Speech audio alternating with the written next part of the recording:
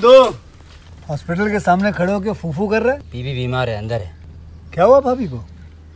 वही औरतों वाली बीमारी। औरतों वाली बीमारी? खर्चा इतना। सिगरेट कितने की? 10 रुपए की। 10 रुपए की? और जेब में कितनी पड़ी? एक और है। मरने के लिए तेरे पास पैसे हैं, लेकिन बीवी को मौत से बचाने के लिए पैसे नहीं है। क्या बक रहा है? ये देख, मौत लिखी है इस पे, मौत।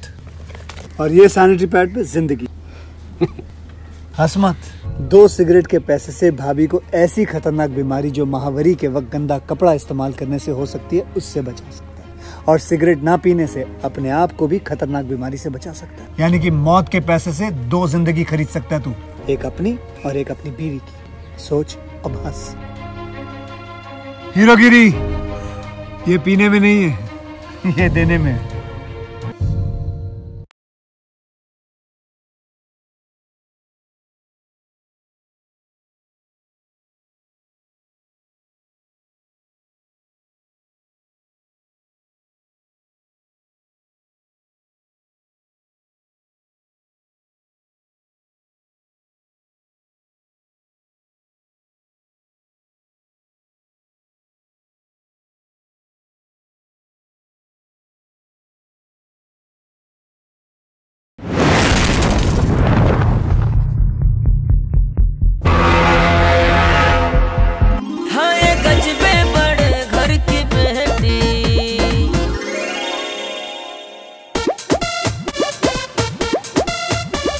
ए बगड़ा सुन। हाँ भैया। हम आगे आगे पानी मारता नहीं, अते पीछे पीछे झाड़ू मरिए, एकदम दबा के मरिए, चकाचक। चला।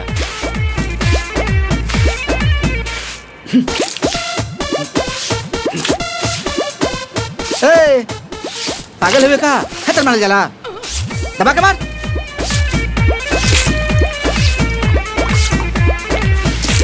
क्या बात है, बड़ा दुआर उवार चमकावत अड़ा। प्रणाम चाचा। अरे आयुष्मान बाबा बेटा। वो कहा कि छोट भाई के बर देखवा लोग के आवन जावन लगा रहता, कब होने से कब होने से, कब कहने से क्या जाता पता नहीं है। ऐसे भोरे भोरे उठ के अम्मी के साफ सफाई करता जा। बहुत जरूरी, बहुत जरूरी। कर डाला, कर डाला जी। अब मुँह कता रे, जल्दी जल्दी बाहर।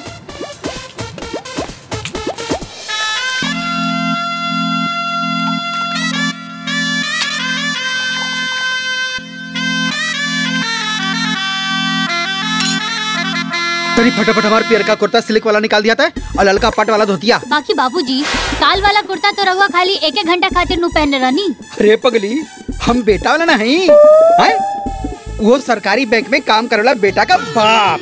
तनी झाड़ झुर के रह के न चाहिए। ए सुनो तारू। हाँ कपड़वा ना निकल हो का हो? बस निकाला तानी जी। बे कब कह के गनी हम। भाभी इमा में से कौन सा नमकीन चाय पे दिया? अरे बाबूनी, हाँ जो पहले पैकेट खुलल बा ऊ खत्म होई तब ना ई खुलाई। हाँ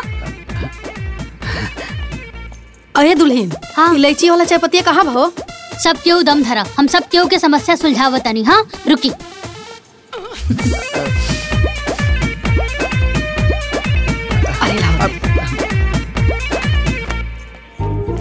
इली ई बैग में राउर धोती बा, राउर कुर्ता बा, सब कुछ बा। और अम्मा जी ई बा राउर इलायची वाला चाय पत्ती, और ई रहल नमकीन। ई खुलल बा, पहले ई खत्म होई तब दूसर खुलाई जाई। सुनो सुनो। हाँ तारा माई के फोन आइल बा। माई के फोन? हाँ माई प्रणाम। माई खुश रहा बिटिया, कहाँ बाड़ू बबनी? आजकल तार फोन में नहीं खेलागा। अरे का बताई माई, जब से देवर जी के सरकारी नौकरी लागल बा ना, तब से छाल छील के रख देले बा। इतना बरतुआर लोग आवता कि दिन भर चाय नाश्ता बनावे में गुजर जाला। भैया बरतुहार लोग आ गए बारे, 4 लोग बाड़े। ला बरतुहार लोग भी आ गए। अब हम जाते नहीं कपड़ा पहने। अरे माई सुनी ना, हम फोन करत तानी, बरतुहार लोग आ गए बाड़े। अरे बाबूजी अभी ले खड़ा बनी रहुआ, जल्दी जल्दी जाई तैयार होई। अरे बाबूनी जल्दी जल्दी हाथ चलाओ, बरतुहार लोग आ गए बाड़े।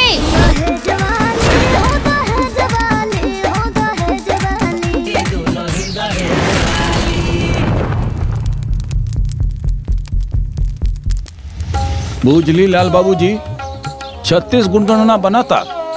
और सबसे बड़ी खुशी की बात तो ई है, केहू के 22 गुण बनेला, केहू के 26 गुण बनेला, और रहुआ के तो 36 गुण बनाता। तो करी अपन बेटा के शादी खूब धूमधाम से। अरे बियाह कैल कोनो हलवा महाराज, सरकारी नौकरी में बा बेटा हमार, आउ हो बैंके के। रोज करोड़ों रुपए गिनेला। कैशियर है कैशियर। रउआ का देब हम का लेब, जब भी फैसला होई तब न ब्याज बात होखी। ले जाबी ले बोली। अरे लेन देन के बाद तो हम रउआ से कैले नहीं की। देखा गा माँ बाबू, यही गाँव में रघुनंदन के बेटा चपरासी है और त्रिलोकी के बेटा अस्पताल में कंपाउंडर है। लाखों लाख देता डन लोग। बाबूजी हाँ मदन काका के लड़का रेलवे में स्टेशन मास्टर है। आ चुनमुन काका के लड़का सरकारी कोटा चलावेला। ओकरी तो दुनिया भर के मिला था, भर भर के। अब रउआ लोग बताई हम फोकटा में बिया कह दें? अरे महाराज एक बार बिटिया के फोटो तो देख लें। लक्ष्मी बिया लक्ष्मी, आपके घर उजियार हो जाई। अरे महाराज हर बिटिया अच्छा होले। हमार भाई का कौन बा? सर्वगुण संपन्न, एक नंबर। अरे सरकारी नौकरी वाला लड़का आजकल मिले तरसन बाबूजी। हैं दिन में लालटेन लगे घूमे न तब ना मिली। अरे मुंह मत देखी, सोची। मतलब बिया ना कल जाई। अरे करही खाती तपति होता नहीं। देखी रउआ लोग आपस में सलाह मशवरा कर ली। हमारा के कौनो तय नहीं खे। जब हमनी के बात जम जाई तब बिया हो जाए, ठीक है? अरे महाराज ना मिलेला। हरल का प्रधान। हाँ अरे रउआ लोग जाई और रउआ लोगन के आवे दी, ठीक बा ना? प्रणाम। आई आई आई आई प्रणाम।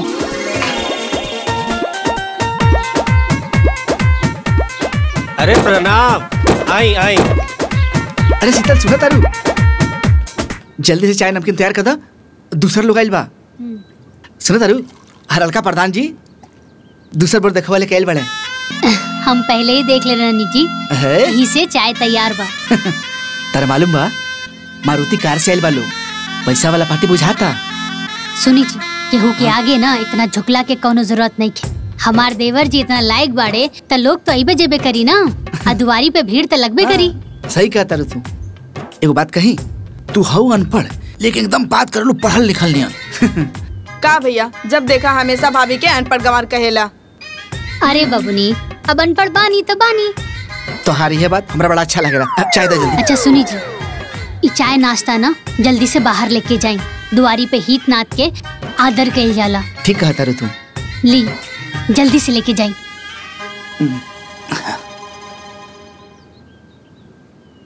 अब देखी ना हरल का प्रधान जी।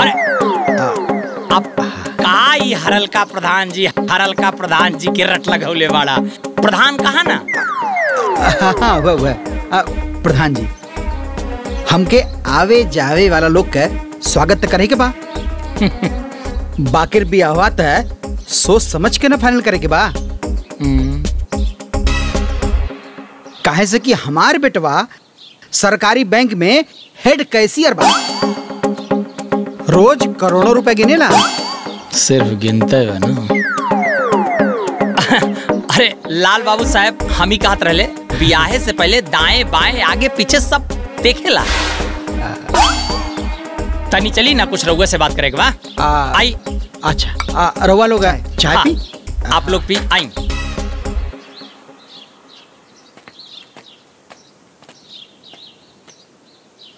का दहेज दहेज के रट लगौले बड़ा। हाँ का तो दहेज के चक्कर में ठगा जाइबा ना तो सारी होशियारी निकल जाई। मतलब हम अपन लायक बेटा के लायक परिवार खोजत तानी, तू हमारा के समझाओ तो ना। अरे तुम्हारा लायक परिवार भी होके के चाहिए। मतलब हमार परिवार घटुआ बा। कितना बीघा खेत बा, कितना में मकान बा, चासा बासा दासा बा। मतलब तू हमारा के हिसाब ले आल बड़ा कि बरतुहार लेके आल बड़ा। आए तुहार उलग ना बड़ा तो काहे बहस करता रहा। अरे हम चाहतानी कि तू दहेज के चक्कर में खड्डा में मत गिर जा बस। हम पागल नहीं की, हमरो के आँख और कान दोनों बा। हजार का बाजार फोकट में नहीं खिला का प्रधान।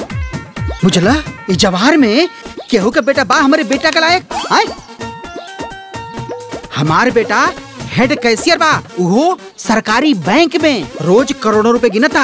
अरे तो सिर्फ गिनता रखत ना बा ना। रखिए प्रधान जी। देखिए जब एक दिन हमार बेटा बड़के घर में बहू लेके आई तब तू देखबा प्रधान। कर बड़के घर में बियाह करबा। जलन खोर कहीं का सब जरूरत हम देख के। चलो दिली।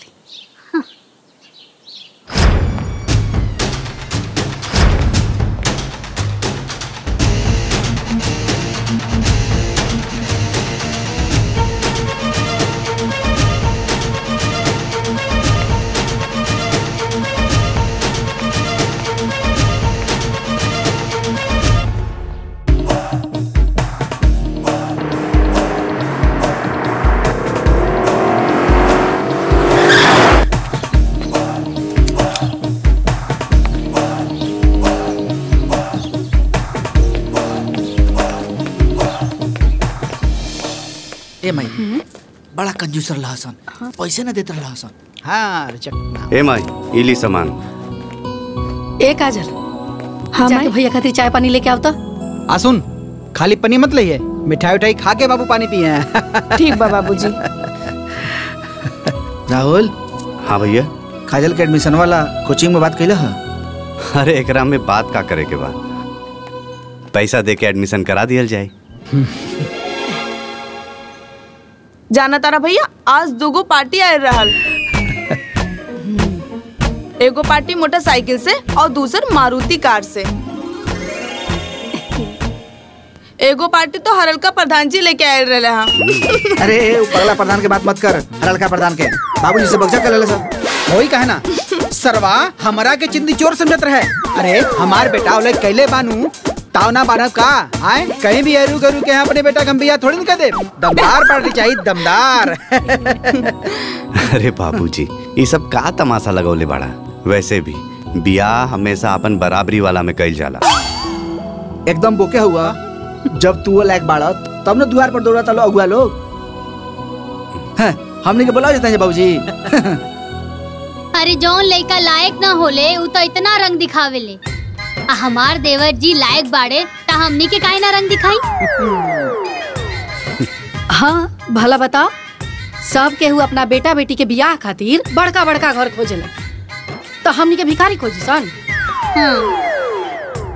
तू लोग तो एकदम फुल प्लान करके बैठल हुआ है। बेटा प्लान ना है, ये हमार किस्मत बा, ये हमारे परिवार के किस्मत बा। तब ना तू औलाद कैले बाड़ा, तब न लोग आके डुमलिया खाता। अरे इतना अक्तैला के कौनो जरूरत नहीं के। हमार देवर जी के बियाह एकदम छाप के बियाह हुई।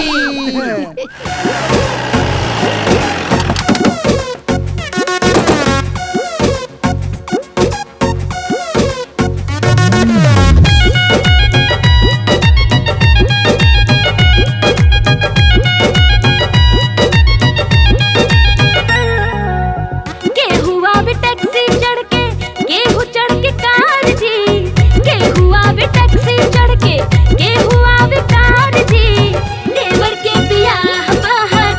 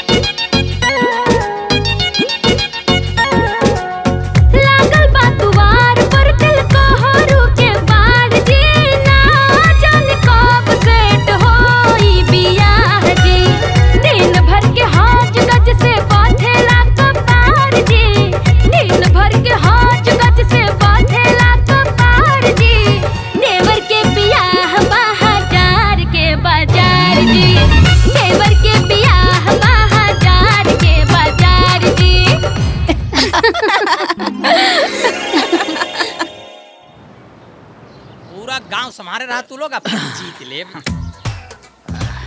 का हो सरकारी नौकरी वाले बेटा के बाप, बियाह तय भइल की ना? अब रउआ बताइए हरलका प्रधान जी। अरे मर्दवा, हरलका प्रधान बोलब जरूरी बा का? अरे रउआ प्रधान जी भी बोल सकेला। हाँ हाँ हुआ प्रधान जी। अब केहू आके कहता कि हमार बेटी पढ़ल लिखल बिया बाकिर दहेज नहीं खे, केहू आके कहता कि हमार बेटी सुंदर बिया बाकिर दहेज नहीं खे, केहू कहता कि हम खानदानी बाटी बाकी दहेज नहीं खे। अब रउआ बताई महाराज, जब बड़का बड़का घर का लोग हमारे घरे डेरा डलले बाड़े तो हम काहे छोटे घर में बिया करी? हमार बेटा बड़ा नौकरी में बा तो बड़े घर का पतो लाई। हाथी कीन लेला से क्यों बड़का आदमी ना हो जाला? अरे हाथी किनला से पहले ओकरा राखे के औकात होखे के चाहिए। मतलब तू का कहल चाहता रहा? बेटा नौकरी में का हो गई, तू तब पगला गई बड़ा हो। तोहरा औकात बा बड़का घर में बियाह करे के। हरलका प्रधान, तोहरा घर में तो कोनो प्राइवेटो में भी सरकारी चपरासी भी ना बा, तो तोहरा के हमार बेटा के नौकरी कैसे बर्दाश्त होखी? हम सब समझतानी। आज पूरा गांव के मुँहे माटी लगल बा। काहे मुँहे माटी लगल बा हो? तोहरा कंगाली में एगो नौकरी का मिल गई, तू बड़का राजा बुझता रहा। अतना का भिखारी बानी? अरे हमारे द्वारे पे बड़का बड़का लोग आवता, हमार मान प्रतिष्ठा बढ़ता, ई तोहरा के कैसे बर्दाश्त होखी, कैसे निमन लागी? अब तू हमारा से बतियावा लग नहीं खे, तू भागा यहाँ से। तय भाग, तय भाग, तय भाग। अब मुँहवा गोबरा फेंक दे। हम तो कहीं लौटाई दे, जौन बाटा इतना बड़ा। ए चला हो, दिखा दे लौटायस बाटे। जब देखा हरलका प्रधान बोली।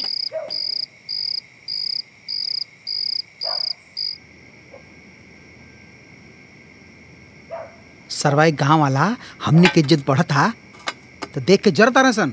का भइल जी? अरे हऊ हरलका प्रधानवा कहता कि हाथी रखे के औकात चाहिए। अरे ससुरा, हमार बेटा जवार में नाम चमकोले बा तो राखी काहे अनार होता? अरे बाबूजी, तो ओकरा पास ये सब बतियावे कहे जाता रहा तू? अरे हम बतियावे ना के लनी है, वो तो हम गोबर फेंके के लनी है तो मिल गई। अरे उनके मन में डाह बा बाबूजी, उनके भतीजा के तब पैदलो भी बर्तवार नहीं खियावत सन, लेकिन हमार देवर जी के 4 पहिया से आवत अड़े सन। अरे काहे नहीं हसन, हमार भाई हेड कैशियर बा बैंक में, वो सरकारी। हाँ। एक मिनट, हम रवा लोग से फिर से कह देता नहीं, रवा लोग कार मोटरसाइकिल देखल छोड़ दी। कौनो भी लड़की देख के ब्याह हो जाओ। अरे कौनो लड़की आई घर बार चूल्हा चौका ये नु देखी। अरे उकामा तो बड़का घर के लड़कियों आके करी।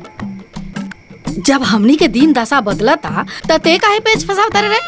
जब हम सही कहता नहीं तो रवा लोग के उल्टा लगा था।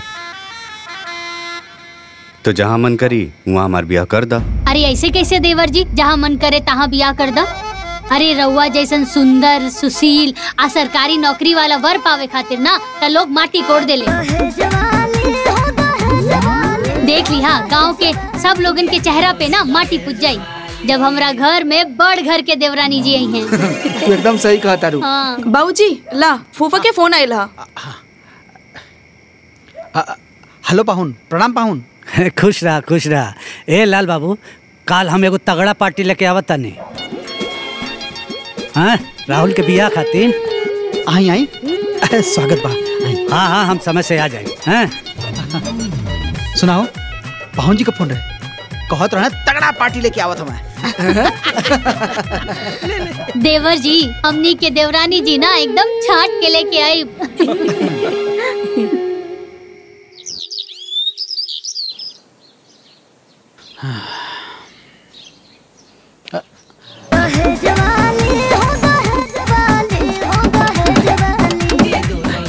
प्रणाम। नमस्ते। खुश रहा। नमस्ते। आई चले, बैठी। आई बैठी। यहाँ कहीं चंदन बाबू PWD में इंजीनियर हैं, और चंदन बाबू यहाँ कहीं लाल बाबू लड़का का बाप। चाय ली चाय। हाँ ले। ए अम्मा जी, दुल्हनिया के पापा तो इंजीनियर हवन। अरे इंजीनियर की बेटी हिया। ये दुल्हन अब तो हरलका प्रधानवा के मुंह में ना कोरिका पुता चाहिए।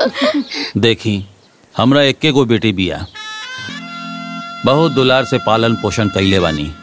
अब हमरा के ओकर बियाह करे के बा। हम अपना तरफ से कोनो कसर न छोड़ब।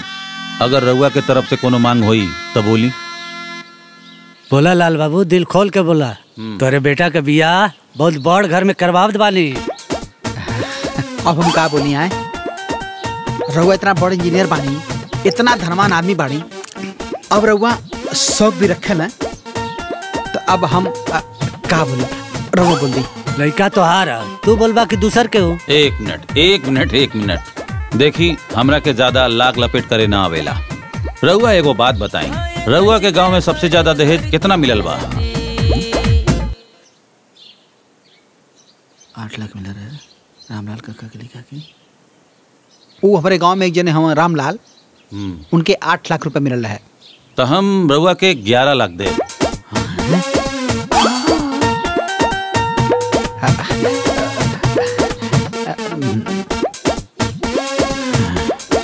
अम्मा जी 11 लाख? हाँ दुल्हीन, एकरे के ना कहल जाला बड़ा का घर। बिना मोगली इतना देता। नगद के बाद ये लिस्ट रही सामान के।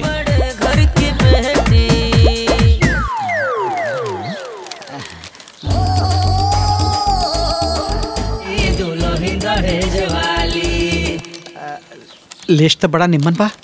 आप देखी सब तो ठीक बा, अब अमाउंट तो सब ठीक बा। ये जब कार बा ना, अब हमनी के कार का कौन जरूरत बा? मोटरसाइकिल तो ही बगैर है, वही का रुपया दे दे जाए। ठीक बा, आगे। और है कपड़ा धोएला मशीन, हमरे घरे हाथे से कपड़ा खिंचाला, तो ओहो के जरूरत नहीं खे वॉशिंग मशीन के, ओहो के आप पैसा दे दे जाए। ठीक बा, आगे। और फ्रिज तक भी हम मिल ही रहा है। और वैसे भी हम ठंडा पानी ना पीला, काहे से कि हमारा टांसिल बढ़ल बा, तब फ्रिजियो के आप नगद दे दो जाए। ठीक बा। हाँ, मिक्सर। हमनी के घरे आज भी मसाला सील लोढ़ा से पिसाला। हाँ, यहू की जरूरत ना है, ओहो के आप पैसा दे दो। ठीक बा। बाकी तो सब ठीक है, ठाक है लगता। ए भाभी, वो देखा उतना बड़ा लिस्ट बा। ता बिया तय समझल जाओ। अरे अब यहू में कोनो शौक बका? अगर रउआ मन में कोनो और इच्छा हुई तो बोली। अरे नाना महाराज, रउआ तो हमने के सोच से भी बेसी देता नहीं। अरे सारा तनी अपने मलकिनों से पूछ लेता कि उनके मन में का है। का हो? हाँ, तो कुछ बोले के बा? ना जी, जब यहाँ लोग बिना मंगले इतना देता नहीं तो का बोली? अम्मा जी फोटो खातिर पूछी ना। ए जी, अरे दुल्हीन ना, लड़की के फोटो खातिर कहत रही। दा ये अभी के बा, सबके दिखा दा। अब देखी ना, इतना जने आइल ना, इतना जने गइल ना, और कहीं भी बियाह तय ना भइल। हैं? रउआ पट से नहीं, चट से बियाह तय हो गई। एक कह जाला लिखन। तब आगे? अरे आगे का? रउआ मालिक है, रउआ अगुआ ही, जैसे जैसे कहल जाए वैसे बियाह होई। और का? तो ठीक बा, हमन का दिन पता ही रख के तो आगे बता दे हैं। ठीक बा। चला ताली प्रणाम। आई।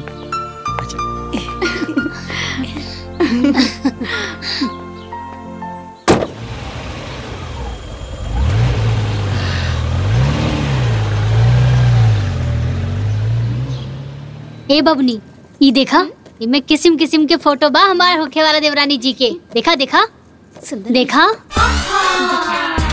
खूबसूरत भी है। ए भाभी, तू तो बड़ा डिजाइनर देवरानी चुनले बारू हो। ये कार बड़ी महंगी लागत है। अरे हमार होखे वाला देवरानी बाड़ी बड़ घर की बेटी बिया, कार बा ओकरा लगे तो कार के साथ फोटो ना खिंचाई का? ए भाभी, ये तो हीरोइनियन फोटो बा। हमार होखे वाला देवरानी हीरोइनियन ना लागी त के लागी? ए भाभी, हाँ? ये तो गजबे फोटो बा हो। का हर फोटो में तू लोग नुक्स निकाला तारू? स्टैंडर्ड लोग ऐसे फोटो खिंचावे ले। जैया हमार भाभी आ जिए ना, ऊ दिन देखिए तू लोग आग फाड़ के। अरे बबनी, वीआईपी घर की बेटी बिया, बहुत बड़ घर की बेटी बिया, अब ऊ ना ऐसा ही फोटो खिंचावेली। और पता बा हमार देवरानी जी उका दू पिए पढ़ ले बिया। हाँ ये तू तैयारी कला। हाँ वो आई तो तारा के ट्यूशन पढ़ाई। अरे जाई जी, रउआ देख लिया कैसे वो हमारे आगे पीछे रही। हाँ देख लिया। ए भाभी तिलक कहिया बा? अरे बबनी, बड़ घर में बियाह होता तब बड़ तरीका से ना होई, सारा व्यवस्था उहे लोग देखा ताड़े। और पता बा सबसे पहले छेका होई, वो VIP तरीका से।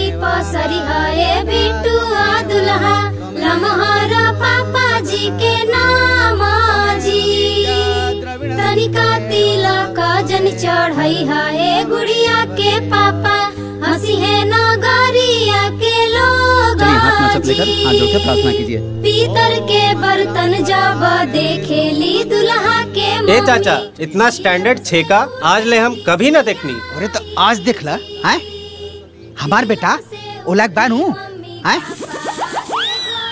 अरे सरकारी बैंक में कैसी रहे, रोज करोड़ों रुपए गिने ला तोरी तरफ से ना। रे गोबरा VIP रिश्तेदार बा तो छेको VIP न होई। हाँ बबुआ, ई तो अभी छेका हो। बियाह में देखियो, अरे तू कावना हॉल में बारात जाई। हल्दी मेहंदी और बारात में सबके बुलावा बा, समझला। अरे तो तू कुद कुद के खूब नचिया। बिल्कुल नाचब फूफा जी। हाँ। हमार देवर जी के बिया बा, खूब नाचे भमता।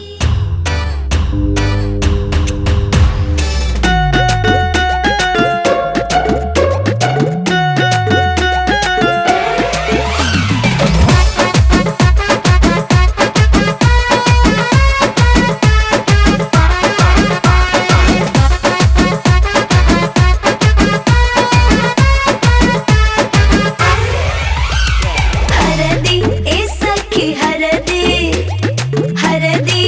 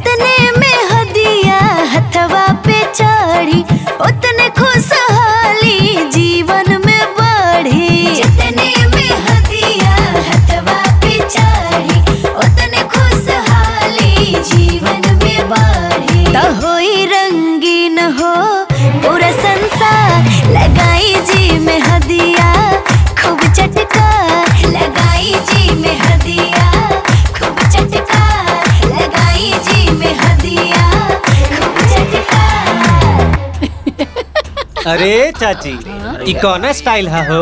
अरे बबुआ बड़का घर में बियाह ऐसा ही न होखेला। बाकी मेहरारू लोग बाराती कहाँ जाइली? अरे पगला हुए का रे, वीआईपी बियाह हो। अब वीआईपी बियाह में मर्द मेहरारू दोनों जाला बुझाइल। आया स्पेशल बुलाहट बा मेहरारू लोग के, तब ना बा लोग बकलोल। शोर तो बियाह के बाद होई, पूरे गांव में आए भाई पहले लोगों ने इंतजाम देखा। वाह क्या बात है। बहुत बढ़िया इंतजाम। राहुल सजाता रे और कहाँ बड़े 3-3 आदमी सजा होता करे भाई। अरे करो बियाह वीआईपी कम बोल। अरे जाए तो ये बाबू बड़का घर में बियाह होता आ दानो दहेज मिलल बा और तो और लड़की इतना सुंदर मिलल बिया कि देख के तो जियारा जोड़ा गई। अरे खुशी की ठिकाना नहीं के ओकर। ई सब फूफा के करतब है।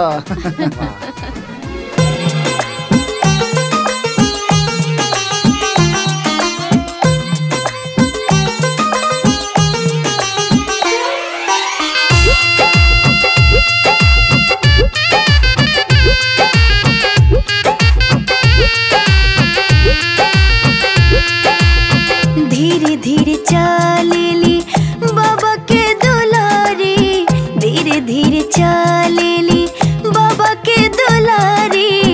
बर देखी मनावा मोहाला जी, बर देखी मनावा मोहाला जी। आज होता बरमाला जी, आज होता बरमाला जी। नैन मिले जब नैना से, चैन उड़े तब नैना से। नैन मिले जब नैना से, चैन उड़े तब नैना से। मन मन जोड़ी मुस्काला जी, आज होता बरमाला जी, आज होता बरमाला जी।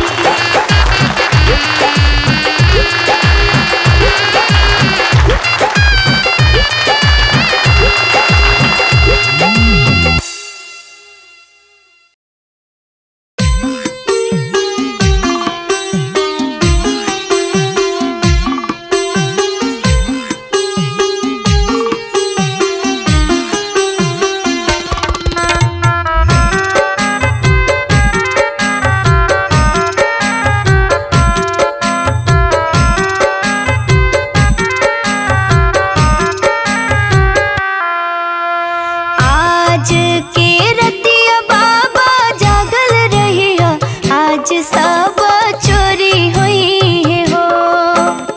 आज के रतिया बाबा जागल रहिया, आज सब चोरी हुई है हो। सबरे संपत्तिया बाबा चल रही है, गौरा बेटी चोरी हुई है हो। सबरे संपत्तिया बाबा चल रही है, गौरा बेटी चोरी हुई है हो। दुआरा पर रखब चौकी धरवाए बेटी, अंगना सिपाही रखब हो।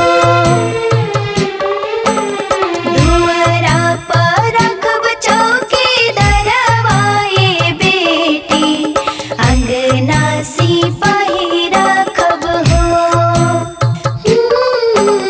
घरवा में हम बेटी पहरा दे हम, कहीं बेटी चोरी हुई हो। कहीं बेटी चोरी हुई हो, कहीं बेटी चोरी हुई हो।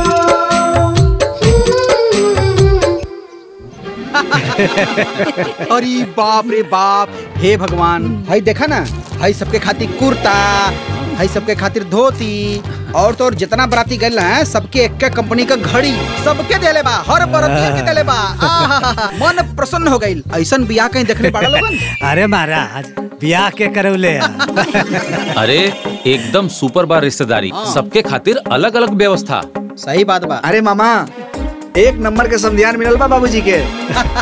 सही काला बेटा, एकदम स्पेशल। और तो और जे लोग देख के हमसे जरूरत रहे ना ओकरे मुंह पे करिखा पोता गेल होई करिखा। तनी सुना 4 ठो मिठाई ना भेजवा दिया ओकरे के हम। जब मिठाई का स्वाद चखी ना ओके अंदाजा हो जाए कि कैसन घर में बियाह भइला। अरे बेटा अगर इतना अकल हो तब प्रधानी ना जीत जात। सही कहते सही कहनी। मालूम है पापा जी माई खूब उर्दू कैलस एकदम गर्दा। अब रहुए सब बताई हमनी के तो ठहरनी पुराना जमाना के हमनी के का पता बा कि हल्दी कैसे होखेला मेहंदी कैसे होखेला और हई बरमाला। अरे बड़का बड़का में होइबे करेला। राहुल कमाई तू बड़े घर के बेटी का सास बनिए गई लो। आ तू ससुर महाराज। ए काजल। हाँ बुआ। तनी एक गिलास पानी लेके आवा, बड़ा जोर से प्यास लगल बा। ठीक बा लेके आवा तनी।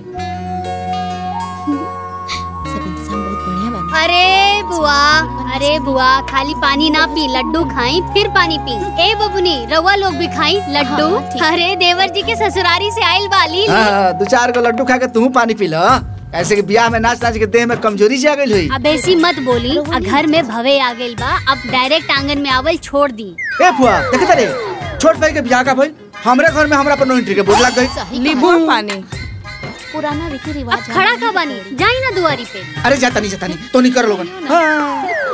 अब जाए तो दुल्हन तोहू के आराम मिल गई। हाँ मामी 2.5 साल से नैहर ना गइल रहनी, अब छोटको आ गइल बा तो 10 दिन खातिर नैहर होके आई। ए भाभी कन्या के मुंह ना दिखाईबू। अरे बबनी बदकही में तो हम भुलैया गईनी। अभी हम तैयार करके लेके आवत आनी, तब तक लड्डू खाई ना। हाँ, ठीक बा। अरे बबनी खा लाना जल्दी से। अरे वो खाई ना दीदी। छुटको। अरे देवर जी वो का करत आनी? अरे जाई दुआरी पे। काहे भाभी? दुआरी पे हित पाहुन बैठल बा, का कही लोग जाई। हाँ ठीक है।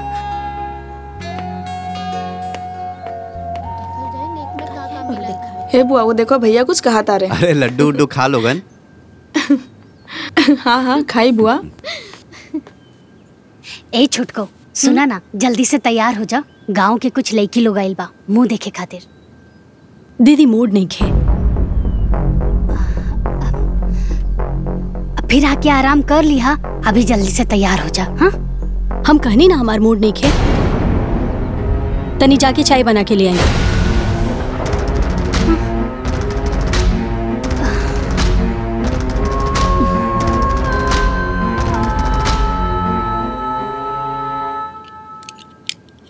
ये का करतनी जी? ये जौन दहेज का नौका सामान मिलल है ना कुल बड़के कमरा में बंद। अरे रंग रंग के किस्म किस्म के सामान मिलल बा। तो सब कमरवा में रख दे तब घरवा भर न जाई। पगला गेल बाड़ू का? ई कुल सामान जौन है पुरन के घरों में रख देई, खराब ना हो जाई। अरे जब हम नया घर बनवाई तई कुल सामान वो घर में रखा, ठीक बा ना? काहे से कि हमार बेटा सरकारी बैंक में बा, वो कैशियर रोज करोड़ों रुपए गिनता। ऐसे ऐसे ना रखाई, बड़ा सा महल बनी, वही महल में कुल सामान रख जाए। पूरा गांव देखी और तो और हरलका प्रधानो भी देखी। बुझलू? हैला चाबी रखा संभार के, ठीक है ना? ठीक बा। का करी अम्मा जी? ही आई ना। हाँ दुल्हन। अरे जल्दी आई। का भइल हो? काहे परेशान बड़ो? अम्मा जी हम छुटको के कहनी कि तैयार हो जाओ, मुंह दिखाई करे के बा। हमरा के झट से जवाब दे देलस, हमरा के तो काठे मार देलस। का कहलसी हो? कहतिया हमार मूडे नहीं खे। का? ओकर तबीयत तो ठीक बानू? अरे बैठ के मोबाइल देखतिया। अब का होई अम्मा जी, गांव के लड़की लोगन के सामने तब बेइज्जती हो जाई। दीदी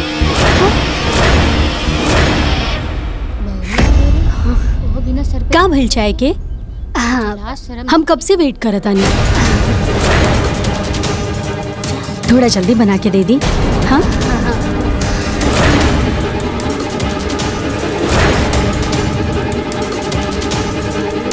ए काजल। हाँ माई। अरे छोटकी भौजी के ना माथा में दर्द बा, तनी चाय बना के दे दे। अच्छा देत बानी। चलल जाओ का? कुछ लाज शर्म नइखे का? ए भाभी, नईकी कन्या के तबीयत तो ठीक बनू? वो का बाना कि बड़ घर के बेटी बिया, चाय पिए के आदत बा।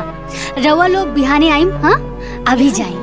ठीक। हाँ ठीक बा, चलो बिहाने जरूर रहिहा लोग। हाँ चलिए बुआ। चलो बहन। आपकी चाही जैसे जीत ले भी हरलका प्रधान के बदनामी हटाई देगी। अरे कहाँ गई रहलू बच्ची लोग? दुल्हनिया देखे गल रहनी हरलका प्रधान चच्चा। अरे प्रधान चच्चा भी कह सकेलू, अब हरलका प्रधान बोलब जरूरी बा का? अच्छा वो है कन्या देख के आवता नहीं। अच्छा ता का सही वो दोनों बड़का घर के हैं। तबे तो वो बड़की पतोहिया से चाय मांगतिया, वो भी अंगना में खड़ा होके। अच्छा और काका भाई? अरे चाचा, कन्या अंगना में खड़ा होके कहतिया हम कब से वेट करतनी, चाय अभी लेना आई। अच्छा हाँ चाचा, सभी लोग लजा गए। चल रे नया जमाना के नयका पतोही है। हम कहनी है कि दहेज के चक्कर में ठगा जाइबा सरऊ, लेकिन ना हमसे अंग्रेजी बतियावत रहे। कंजूस मक्खी चूस। बेटा के बियाह में तब दीवाल में रंग लगा न पहले, आज तक पपड़ी छोड़ता। बेटा नौकरी का पागल सकरी तो फूल के हनुमान जी हो गईलन, अपने औकात से बाहर चल गईलन। हाथी सब केहू कीन सकेला, लेकिन ओकरा राख ना सकेला। भोगा सारे अबे और भोगबा जब आइबा हरलका प्रधान जी तब तो का हम बताई। चलो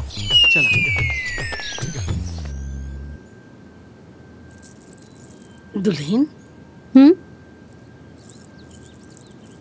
तारा माथा में दर्द बका? ना ता देह बथत बका? ना। तारा कोनो शरीर में तकलीफ तो नहीं है? वोट कोनो तकलीफ तो नहीं है, हम एकदम ठीक बानी। बहुते बढ़िया। तू चाय मंगलू है ना, यही से हमनी के ऐसा लागल। ओ ए दुल्हन, वो कहा ना कि घर के सारा रिश्तेदार अभी इजे वालों। हम चाहत रहनी है कि तू चूल्हा पुजाई के रस्म कर दे, तू अब बढ़िया बढ़िया खाना बना के सबके खिला दे, तू तब बढ़िया रही। व्हाट बढ़िया रही? हम काहे बना के खियाई? उधर आओ रिश्तेदार है ना, तरुआ खिलाई। काहे से तू नया दुल्हनिया आयल बाड़ू ना, यही से। दीदी, हमार पापा इतना दहेज एक हाथे तो नहीं खन देले बाड़े कि हम यहाँ आके खाना बनाई, है ना? ताका जे दहेज लेके आवेला वो काम ना करेला का? दीदी, रउआ कितना दहेज लेके आयल बानी उस सब हमके पता बा।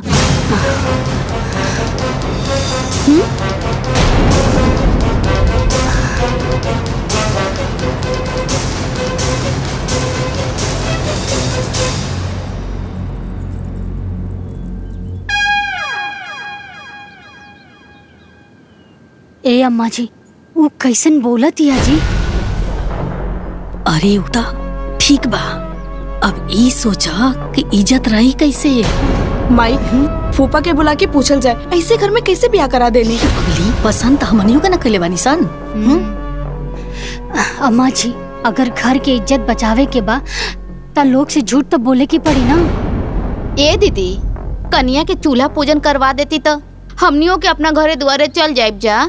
अब कितना दिन चूल्हा पुजाई के इंतजार करबू? काहे दीदी? का है ना मामी जी, सब घर के अलग अलग नियम होला। छुटकी के घर वाले कहवले बा कि 1.25 महीना ले छुटकी चूल्हा ना पूजी। काहे? अब सबके ना सहाला ना। ना ओसे का भइल? अब ई सब खातिर केहू के घर के नियम तोड़ल ठीक नहीं खेलो। 1.25 महीना बादे चूल्हा पूजी। हमनी के तो आना जाना लागल रही दीदी, अब कब ओकरा हाथ से बनवा के खा ले हल जाई। हाँ मामी, 1.25 महीना के तो बातें बा, सब केहू के बुलाई, आ रउआ के भी आई के बा। ठीक बा। अच्छा चली चलो।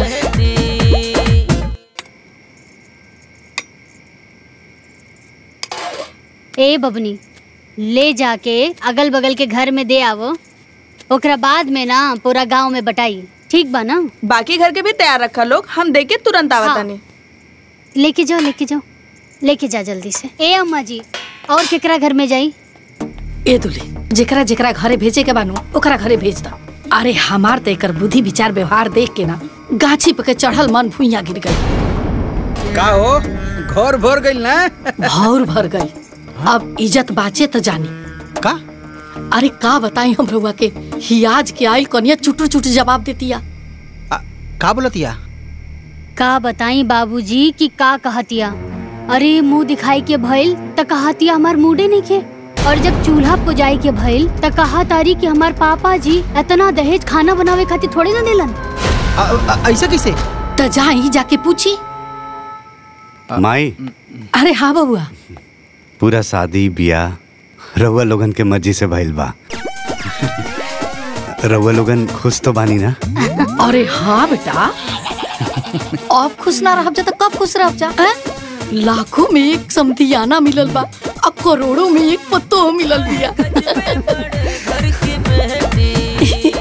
देवर जी हमार देवरानी ना एक नंबर बाड़ी। अरे रवा एजा का करत बानी, जाई जाई आराम करी।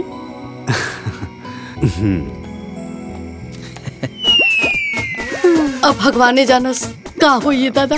अरे कुछ ना होई, अभी नया नया बिया, सिस्टम समझ में आई, सब ठीक हो जाई। ठीक है ना? हा? ए अम्मा जी ठीक हो जाई ना? भगवान जानस सुधरी की ना।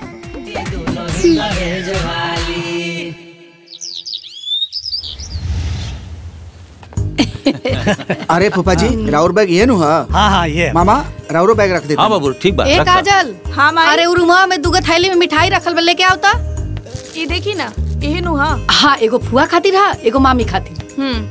गाड़ी में रख देता नहीं, ठीक बा? इली अम्मा जी। ए लाल बाबू, मोच ऐट के पूरा गांव में घूमिया, तोहरे बेटा का ऐसा घर में बियाह करा देले बानी। अरे भोरे ही गांव में 4 फेरा लगा के आयल बानी। बहुत फास्ट हवा मर्दवा। अम्मा जी छुटकी के बोल दी पैर छुए के। ए दुल्हन हमरा डर लगता, हम ना बोलो। देवर जी के बोल दी। राहुल सब केहू जाता लोग।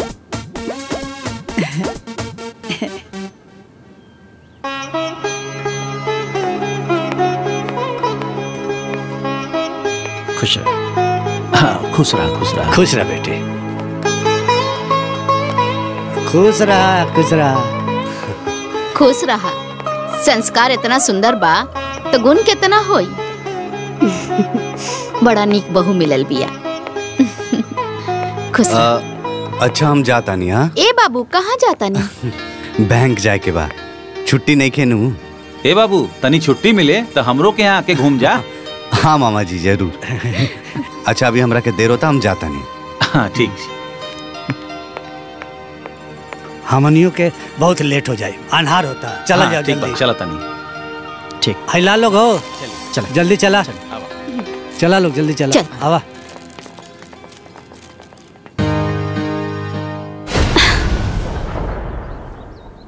भगवान के दया से सब बढ़िया से हो गया। पतो बड़ा निमन मिलल बिया, सुंदर सुशील।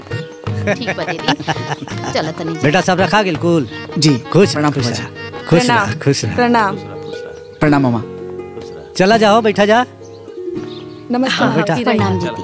प्रणाम फूफा, प्रणाम मामी। खुश रहा प्रणाम खुश रहा। प्रणाम। चला चला।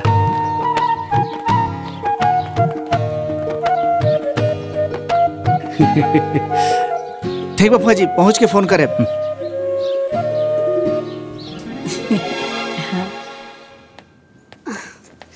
आज सबके विदाई करे में नहाए में लेट हो गई हमरा। ए दुल्हन। हाँ अम्मा जी।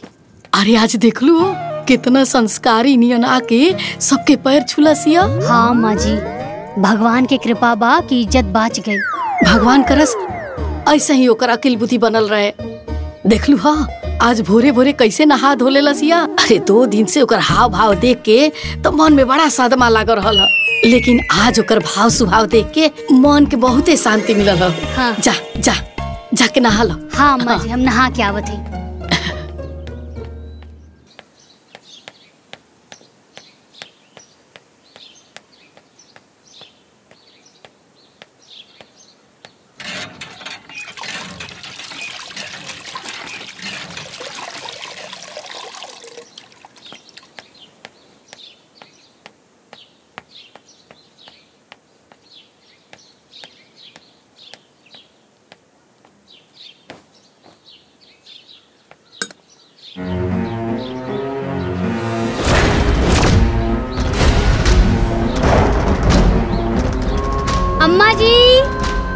अम्मा जी, अरे हेने आई ना।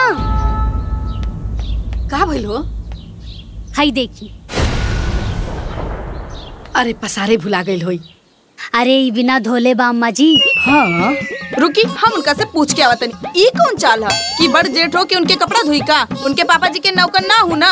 अरे ऐसा बात नहीं है, हमारे पतो ऐसे नहीं कर सकत। बुझा था उ धोवे खातिर भुला गइल होई। अच्छा ठीक बा, त अब होई का? अरे दुल्हीन हम जाता नहीं ओकरा समझावते ना। चला आवो लोग। आवा लोग मतलब रहो अकेले जाई समझाई ना। दुल्हीन तू हमारा साथे चलबू त तनी हमरे हिम्मत बन रही ना। पक्का बा कि धोए भुला गइल होई। बात तो ऐसे करतानी जैसे बड़का सियार आ गइल हो घरवा में। चली। हाँ चला।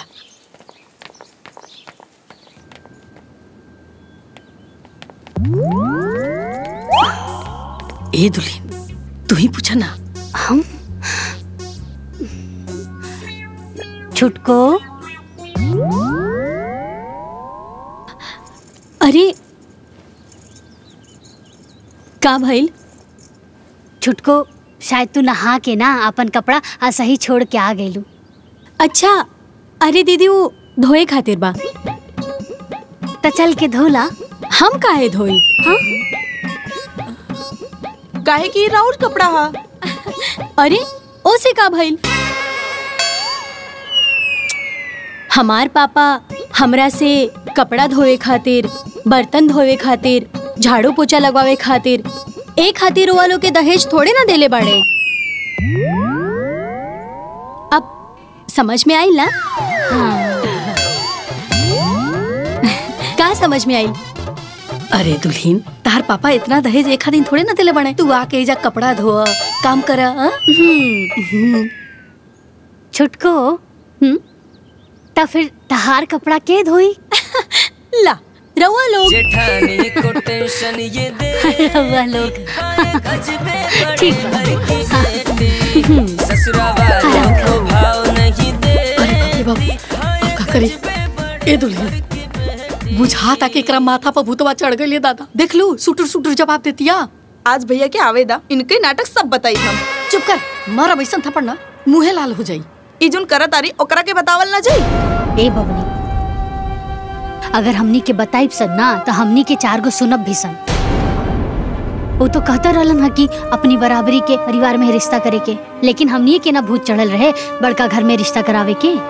सही कहता रुए दुल्हीन। अरे हमने के अपने जाल में अपने फंस गए बन जा। तो इनके कपड़वा के धोए? ए बेटा उ तोर बड़ भौजाई ही है ना, तू ही धो दे। हम ना धोए। जय दलो हम ही धो दे। अम्मा जी रिश्ता तय करावे में हमहू तो रहनी ना। रउआ रहे दी, हम धो देतानी।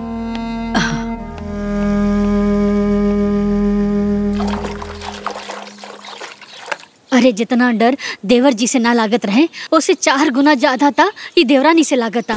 हमार सास पतों की तक किस्मतें खराब बा। अरे जौन काम के कल्पना ना कहले रहनी वो करे के पड़ता। कहो कपड़ा धोए तरु का? ना कबड्डी खेलता नहीं। खेलब जी। काहे ऐसे बोला तरु हो?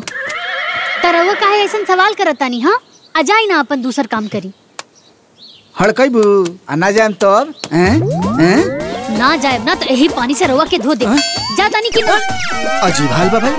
ससुरा वालों को भाव नहीं देती, हाय गजबे बड़े घर की बेटी।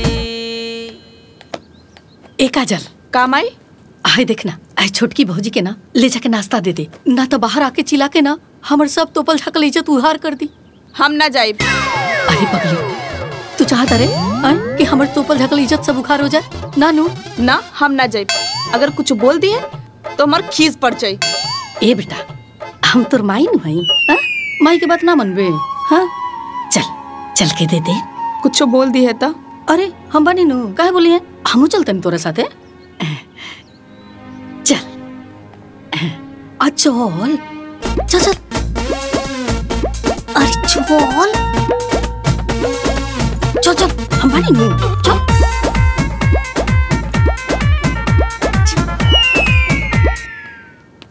भाभी नाश्ता। नाश्ता में का बनल बा? पूरी सब्जी। छी पूरी सब्जी? मॉर्निंग में के खाएला हमरा सूट ना करेला। हमरा खातिर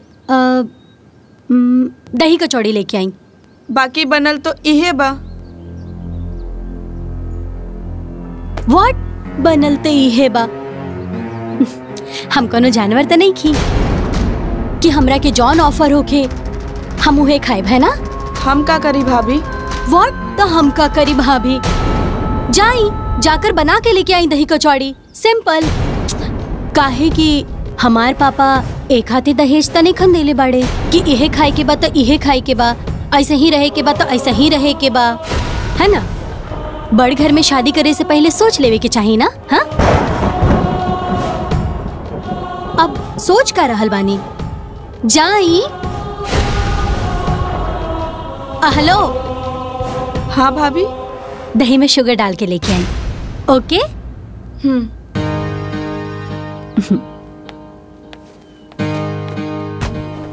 यही से हम ना जात रहे नेहा। ते सुन ली है ना कैसे बड़बड़ करत आरी। खाए चाहे भाड़ में जाए। जाए दा बेटा, जाए दा। ए बेटा चल आटा में ना तनी मोइन डाल के 4 गो कचौरी छान दे ताकि नाश्ता कर लेवे। हम ना बनाई। का भइल अम्मा जी? तू महारानी खाती पूरी सब्जी नाश्ता भेजले रहनी है और महारानी के दही और कचौड़ी चाहिए, वो शुगर डाल के। हाँ? अरे काहे बात के बतंगड़ बनैले बड़े हैं? 4 गो कचौड़ी के ना बात बा, छोड़ दे, जाए दे, हम जातनी बना देतनी। अब अम्मा जी यह आदत राउर खराब बा, हर काम अपने करे चल देतानी। अरे दुल्हीन त का करी? अरे 4 गो कचौड़ी के ना बात बा, ओकरा के ना दियाई तो बिना नाश्ता के रह जाई। हम बना देतानी। बड़ घर के बेटी ना आ गेल, कपार पे पहाड़ आ गई बा।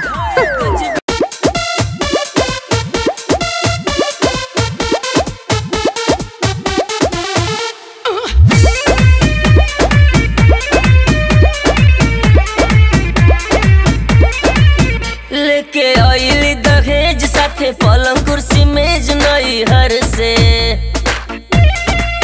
लेके आइली दहेज साथे पलंग कुर्सी मेज नई हर से। एकर देख के पुटानी सब कर बढ़े परेशानी। ससुरा वालों को भाव नहीं देती। हाँ ये गजबे बड़े घर की बेटी। ससुरा वालों को भाव नहीं देती। हाँ ये गजबे बड़े घर की बेटी।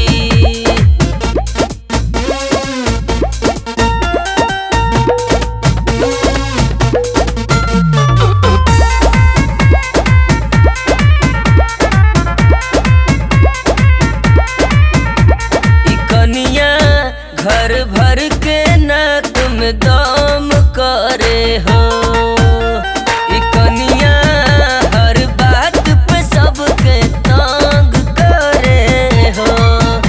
कभी छोला भटूरा चाउमीन तो कभी पास्ता मांगे।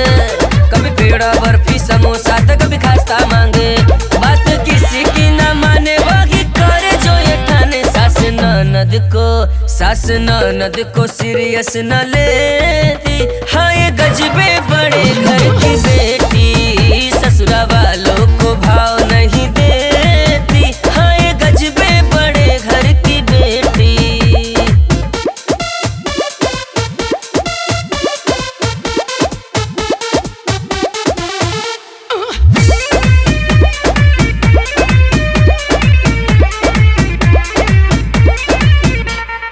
कनिया बड़का घर के रुबाब दिखावे।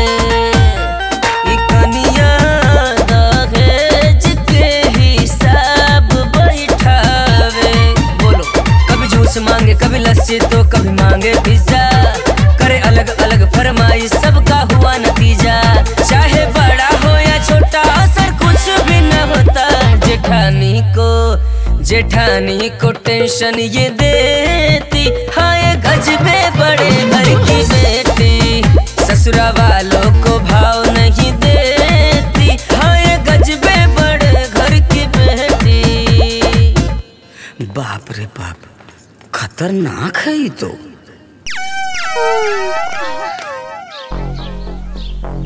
हमनिए के घर भर के माथा पर 7.5 चढ़ रहा कि बड़का घर में बिया होई। अरे तो के पता रहे बड़का पतो ना आफत आ जाई आफत। सब केहू के नौकरानी बना के रख ले बाड़ी, हर बात पे अपने पापा के दहेज के धोस दिखावतिया।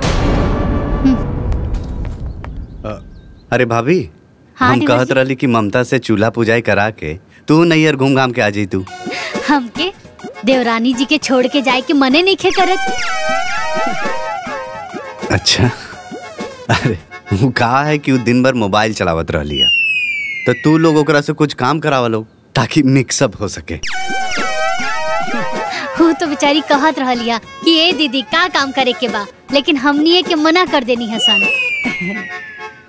हाँ बेटा, अरे आखिर तो जीवन भर काम कर ही के बा, थोड़ा आराम कर लेवे दे। ठीक बा, ते सास उपतो जैसन तोर मर्जी।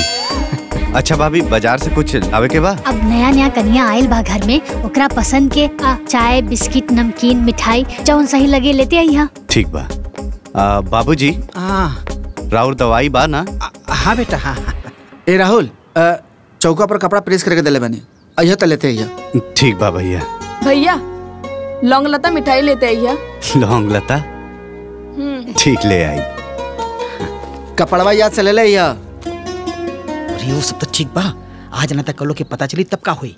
अरे पता चल जाए तो बैठ के हमके माथा पड़ी है? वो तो कहते रहला कि अपना से बराबरी घर में शादी ब्याह करे के चाहिए।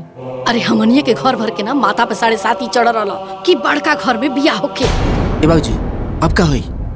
हमके का पता का हुई का ना हुई, जौन भी तो देखल जाई। अरे ये तो जा जा जा, अरे ये दुल्हन, अरे ओकरा नाश्ता ले जाके दे दो, ना तो फिर बाहर निकल के चिल्लाए लगी, हंगामा खड़ा कर दी। ठीक बा अम्मा जी। रुक जा जल्दी। अच्छा ठीक बा, तू नाश्ता पानी करवा, तनी हमने के सोसाइटी जाके आवा तनी। चले जाई। ठीक।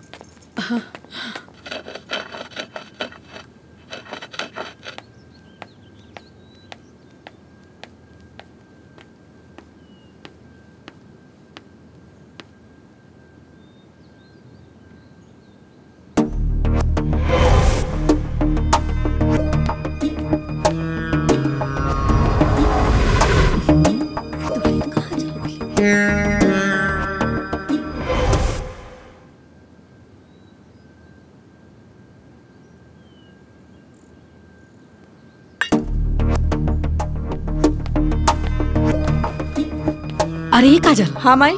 छोटकी भाभी के देखले हा कहाँ बाड़ी? हमके का पता कहाँ बाड़ी? हमेशा उल्टे बोलत रहेले। ए बड़को, छोटकी के देखलू हा? ना अम्मा जी। ए चाची, छोटकी भौजी ऊपर नाचा तारी। का? हाँ। ए बड़को, अरे का करे लागल को? में घंटी हिलावे पड़े।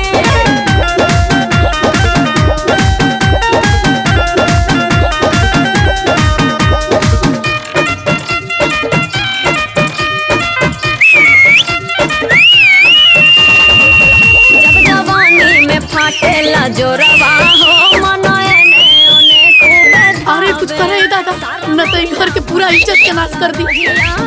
जब बुढ़ाई के दिन आज बमस्ती तो लूटला जमक। अरे बंद करा अपनी नाटक, बड़ घर से यह कुल सीख के आइल बाड़ू, लाज शरम कुछ है नहीं खे। छत पे खड़ा होके ऑर्केस्ट्रा नियन नाचताड़ू। ओ हेलो, एमे प्रॉब्लम का बा? अरे पगलेटिया, छत पे नाच के पूरा गांव के तमाशा बनल बड़े, कहत रे प्रॉब्लम का? लोकन नहीं के घर के चारों तरफ तमाशा लागल बा। शट अप, हमरा से अननेसेसरी बात एकदम ना होके के चाहिए। हाँ? और वैसे भी लोग से हमके का करे के बा? हाँ? हम अपन काम करतानी, बस बात खत्म। अरे काम ना हई, हाँ? इज्जत के तिलांजलि है, प्रतिष्ठा के नाश है, बुझात नहीं खे का? हेलो, हमरा के रउआ नियन अनपढ़ औरत से लेसन लेवे की जरूरत नहीं खे। हाँ? और वैसे भी हमारे पापा एक हाथी दहेज नहीं खंदे ले बाड़े कि तो लोग जैसन आलतू फालतू लोग के बात सुने। फालतू में आके दिमाग खराब कर देली, रील के सत्यानाश हो गई। अब हटी।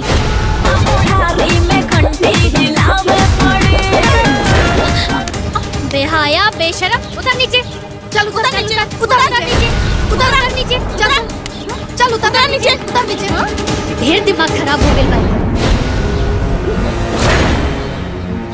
तू लोग का तमाशा देखा तारा? भागा यहाँ से, यहाँ तमाशा लगल बा।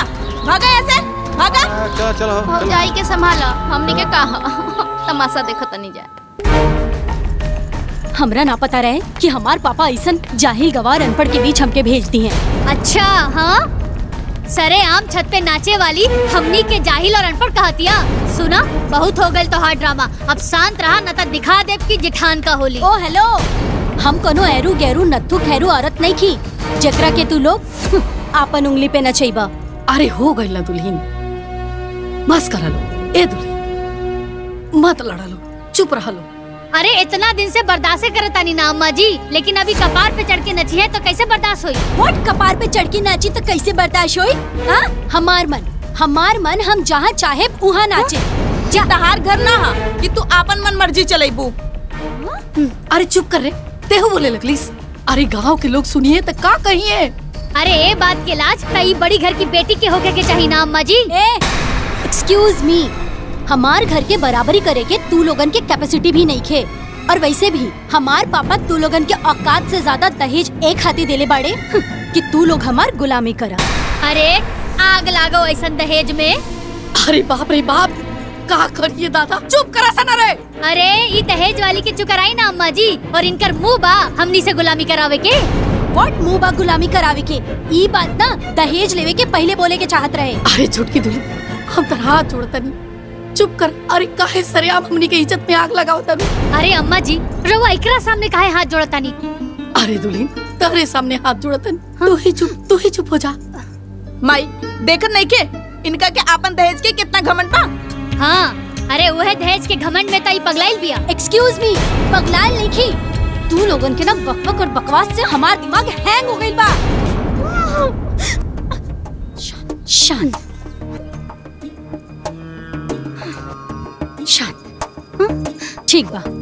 अम्मा जी, हमरा के अनपढ़ गवार जाहिल लोग से बात करे के नहीं खे, ठीक बा? हमके चाय चाहिए। हाँ? हमरा के चाय चाहिए, बड़ी आई चाय वाली। हाँ?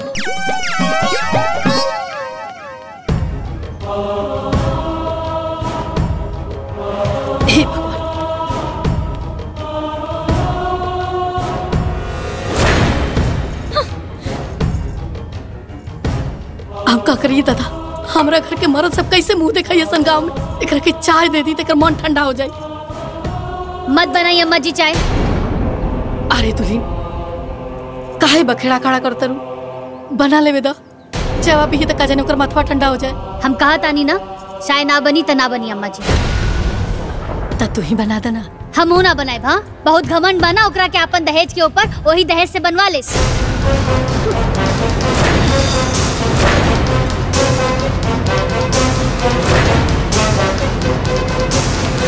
का कहनिया? Repeat it again. ओह अनपढ़, अब फिर से कहीं था। कहनी हो कि तोहर पापा हमनी के ऐजा नौकर नहीं के रख ले। अरे दुल्हन, काहेला टेंशन खड़ा करता रू लोग। एक कप चाय के ना बात बा। एक बूंद भी चाय ना मिली अम्मा जी, बहुत घमंड बना इनके दहेज के, वही दहेज से बनवा लेस। अम्मा जी, हम अनपढ़ लोग से बात नहीं की कल चाहत, बस ये बताई चाय मिली कि ना मिली। अम्मा जी, हमू बता देता नहीं, एक घर में ना केहू केहू के नौकर ना हा, चाय ना बनी ता ना बनी। अच्छा हाँ ठीक बा, तो आज तू लोग के औकात दिखाओ तनी।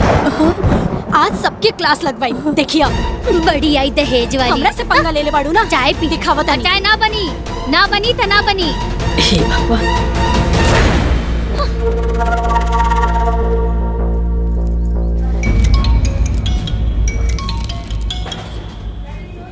हाँ हेलो, कहाँ बानी रुआ? बैंक में। देखी रउआ घर के लोग हमरा खाती चाय नहीं बना के देत। अरे तो तू बना ला। व्हाट तू बना ला? हमार पापा एक हाथी दहेज दिल बाड़े का कि हम अपना खाती खुद चाय बना के पी। देखा हमके नहीं मालूम, या तो रउआ बाजार से चाय लेके आई या तो खुद आके हमरा खाती चाय बनाई। लेकिन हमरा के चाय चाहिए तो बस चाय चाहिए।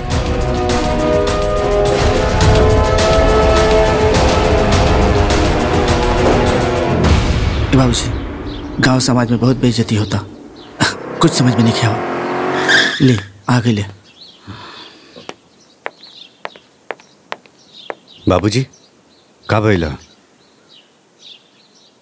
भैया घर से फोन आयल रहे, का बात बा? ते काहे चिंता में बाड़ी माई, उनकर मेरा रू है ना, पूछेलस। का बात बा माई? का बताइए बेटा, हमने के अपना गलती के सजा भुगतानी जा। मतलब देवर जी की हमनी के तो अनपढ़ बानी जाना, जाके अपन पढ़ल लिखल मेहरारू से पूछ ली। ममता, ममता, ममता। कहा का बात बा? हमार मुंह ठीक नहीं खे। काहे? ई बताई, हमार रील वील बनावे से ई लोगन के का प्रॉब्लम बा? अरे रील वील ना बनत रहे, छत पे खड़ा होके ऑर्केस्ट्रा के डांस चलत रहे। का बाजू में खड़ा बाड़ी पूछ ली ना। हाँ बनावत रहनी ता। अरे गांव के लोग अपना छत पे खड़ा होके सीटी मारत रहला। अभी भी शर्मी पे केहू बोली ना का? Shut up. Shut up, you illiterate woman. I don't want to talk to a fool like you. You shut up, shameless woman. Even I don't want to talk a crazy woman like you. I am done with this word illiterate. What do you think? You are more educated than me in this house? Listen, I am more educated than you. Did you understand? अरे तोहरा से ज्यादा ही घर में पढ़ लिख के आई नहीं, लेकिन अनपढ़ बन के रहनी ताकि हमार कम पढ़ल लिखल पति के मन में हीन भावना ना आवे।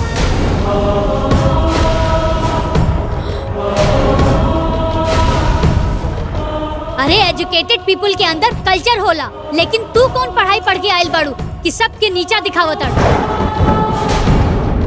जहिया से तू आयल बाड़ू तहिया से तोहार जूठा थाली धोवत बानी सन, एकर कपड़ा धोवनी हम, आपन बेइज्जती बर्दाश्त करत बानी सन, सिर्फ और सिर्फ एक खातिर कि ई घर के प्रतिष्ठा बनल रहे और तोहार पापा जी के मान सम्मान बनल रहे। माई, भाभी का कहताड़ी? हाँ बेटा, बड़की दुल्हन जॉन कहतरी सब सच कहतर। अरे मुंह दिखाई से मना कर देली, चूल्हा पुजाई से मना कर देली, रोज नया नाटक इनकर, हमने के हर नखरा इनकर झलत रहनी जा, हर बेइज्जती साथ रहनी जा, ताकि इनका मन में शांति मिल जाए। लेकिन तब वो अरे तो ये बात तू लोग आज तक हमरा के बतावलू काहे ना? डर से बेटा, डर से। काहे से तू मना करत रहला ना कि बड़ घर में बियाह मत करा, लोग अपना बराबरी में बियाह करे के चाहिए, लेकिन हमने के तार बात ना मनी जा। अरे हमने के का पता रहे कि ऐसा बड़ घर से विपत पतो उतार ले जा। ओ हेलो, का विपत पतो? हाँ, का विपत पतो? हमार पापा दहेज एक खातिर नेखन देले बाड़े कि हम नौकरानी बन के जग काम करी। इतना दहेज देवे के मतलब कि हमके नौकरानी चाहिए ना, ता अपन बाप के दहेज के नौकरानी बनावा। तरुआ लोग का करे? ममता चुप। व्हाट चुप? हाँ व्हाट चुप? फिर वही बात, मारा बेग थप्पड़ ना, दिमाग होश में आ जाए, समझ लो। इंसल्ट? हाँ, हमार इंसल्ट? अब हम एक मिनट एक घर में ना रहा, एक मिनट भी ना। हाँ जा, निकला। ओ हेलो, ऐसे कैसे जाई? हाँ, ऐसे कैसे जाई? जितना दहेज लेके आयल बनी ना, एक एक रुपया हमके रिटर्न चाहिए, ओकरा बाद हम जाई।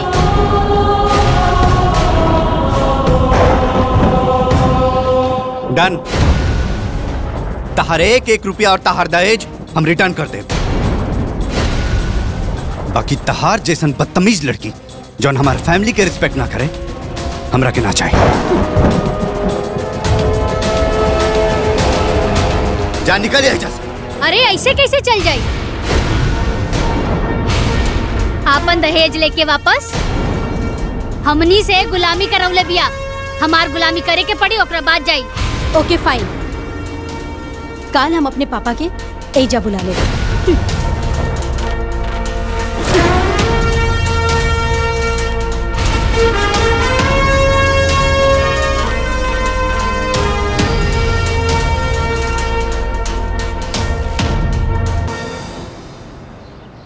का खरीदे के बा?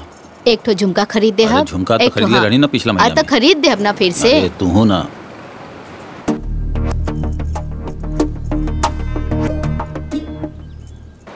हेलो।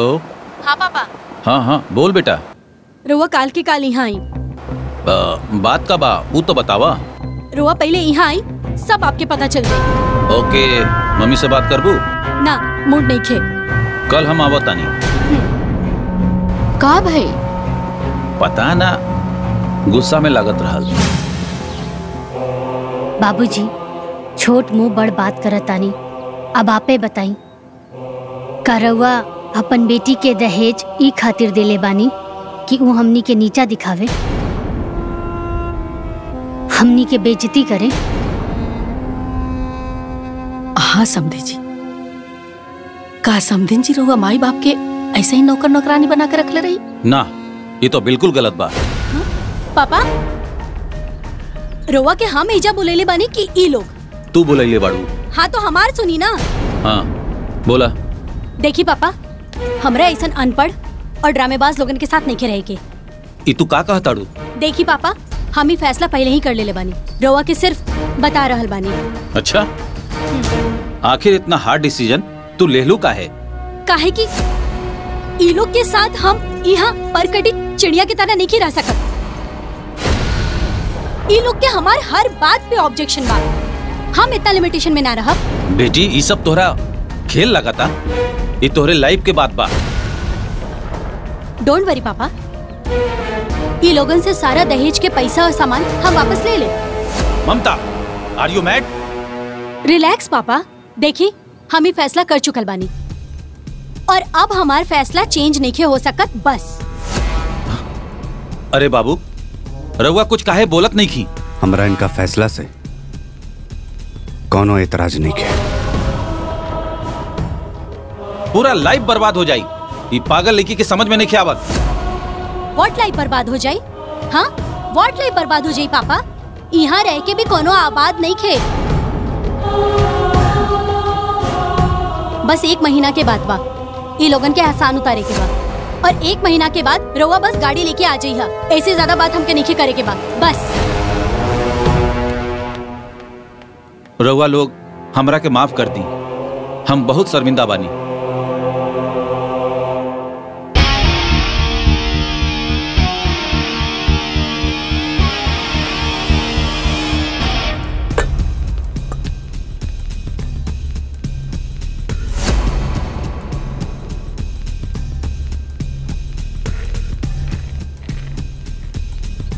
चला ठीक बा, सामान तो सब ठीक बा, कैश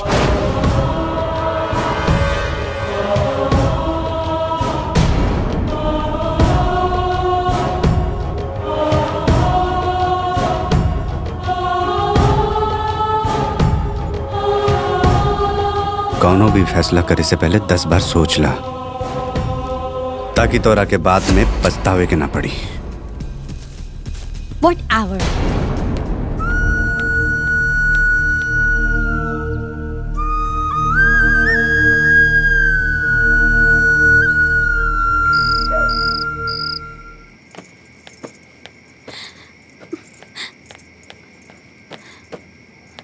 ये सब का होता?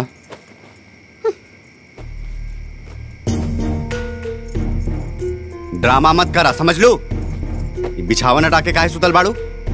काहे कि हमार पापा के दिहल नहीं खे, और काहे सोती हम राउर घर के बिस्तर पे?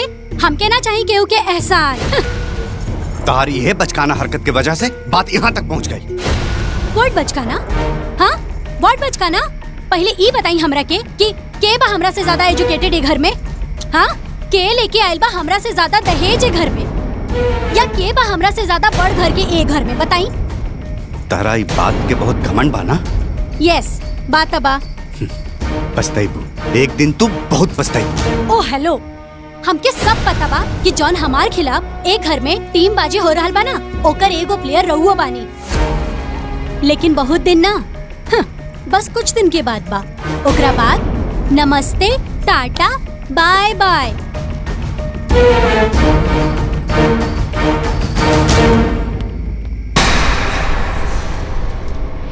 बाबूजी, बिस्तर लगा देनी।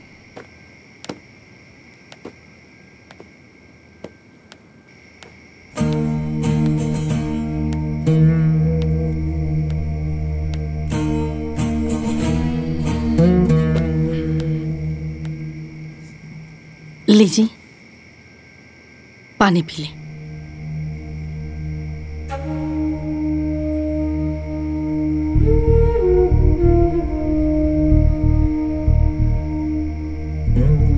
कहाँ से कहाँ हमनी के दान दहेज बड़का घर के चक्कर में पड़ गए। नहीं सब हमने से बहुत बड़ी गलती हो गई।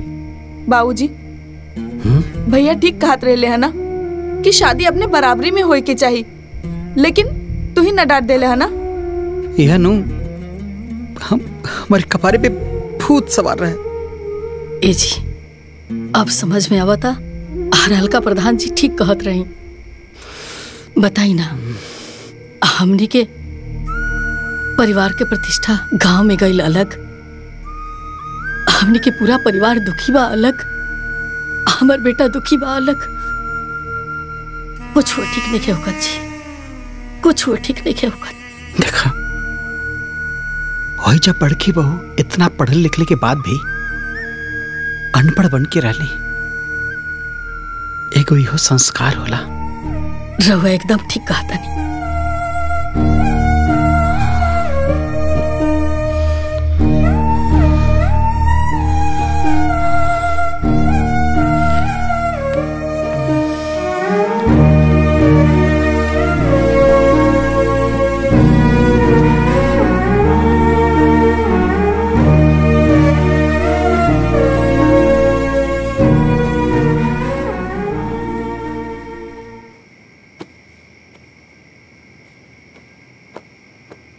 शीतल, तू हमारा ला जोन तपस्या कैलू वो हर केहू के बस के बात नहीं है।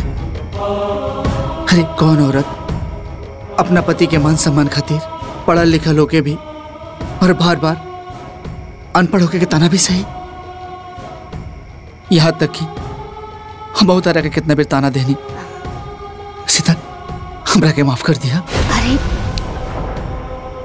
ये हाथ जोड़ के हमार इतना साल के तपस्या के माटी में काहे मिलावत बानी जी? ऐसा मत करी। तू ऐसा काहे कैलू शीतल? जब हमनी के बियाह तय भइल रहे तब माई बाबूजी के मन में यह चिंता रहे कि दामाद जी कम पढ़ल लिखल और बेटी ग्रेजुएट। कहीं ई बात के लेके दामाद जी के मन में हीन भावना आ गई तो जीवन बहुत मुश्किल हो जाए। यही से हम वो दिन तय कैनी, आपन माई बाबूजी के सामने कसम खैनी कि हम आजीवन अनपढ़ बनकर रहब। तू तो महान बाड़ू। आज हमार मन गर्व से भर गई। तू कहा था फिर से तार एडमिशन करा दी। अरे ना जी, हमके तो बस घर के काम करे के। अगली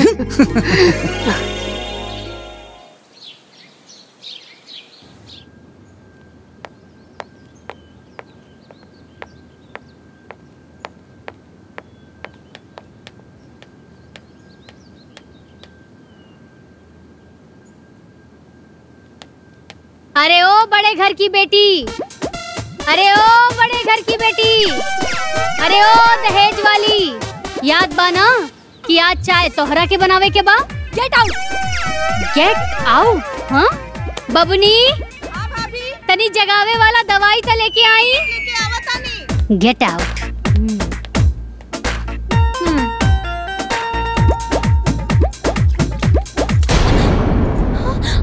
What is this? मतलब What is this? समझ में नहीं क्या आवत कि What is this? हमनी तोहरा के चाय 10 बजे बना के नानू देवत रहनी। हाँ टाइम देखा 10 बज गइल बा। हमनी के चाय चाहिए। अरे अरे अरे, इतार पापा के दिहल ना हा कि जौन बुझाई ऊ करबू। ये हमार भैया के कमाई कहा, तो प्लीज प्यार से, एकदम प्यार से। और 10 चाय जल्दी। देख ले। चलो चलो। दिया बड़ा न खड़ीले जैसे माचिस कतिल रहे गुस्सा में गुस्सा में केहू सभे झट से मझुराली केहू सभे झट से मझुराली हरदम हम से तेरे बोझाली दुल्हन दहेज वाली। अरे अरे अरे ए बड़े घर की बेटी, ई सब तोहार बाप के दहेजवा ना हा। हाँ ए पर अपन गर्मी मत दिखावा। ई सब सामान हमनी छोट लोग के हा। तनिक आराम से चाय बनावा। हे भाभी। हाँ बबनी बोला। बड़ घर के बेटी के हाथ के चाय के स्वाद कैसन होला जी? हाँ 1 मिनट में पता चल जाए बबनी। अब चाय बनता है बात देवर जी के बोल दा कि पी के जइहे। ए छोटका भैया चाय बन गइल, पी के जइहा। चला हो चला।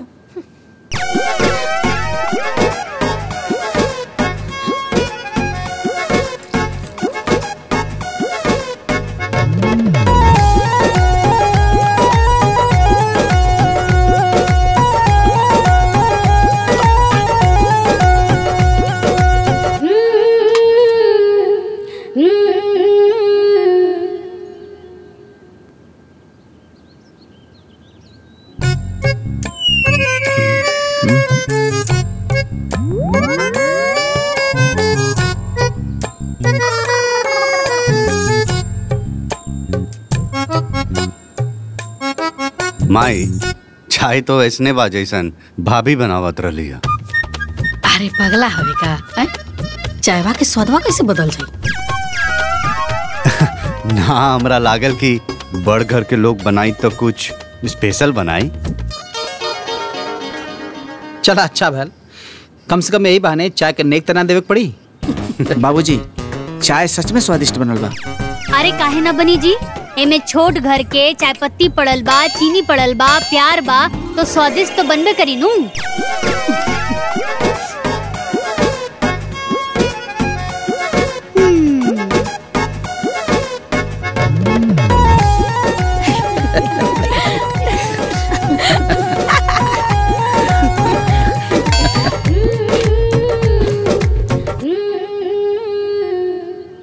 बाबूजी चलल जाए? हाँ चला। हाँ आओ भैया चला हो।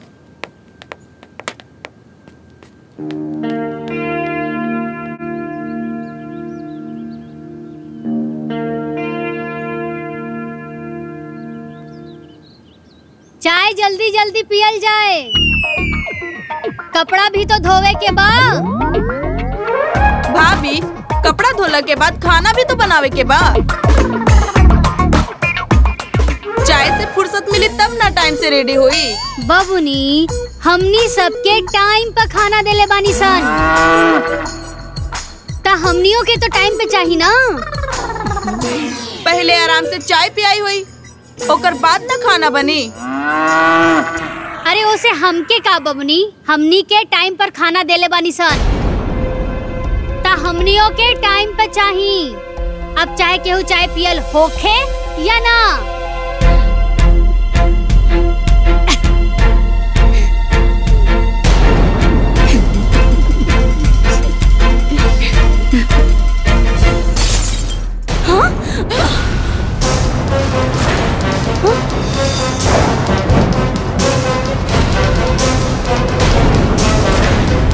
अब जब तक तुम लोग के खाना बना के ना खिया देब ना, तब तक पानी की एक बूंद ना पियब। अरे तेवर तो देखा था नहीं अम्मा जी इनकर। हाँ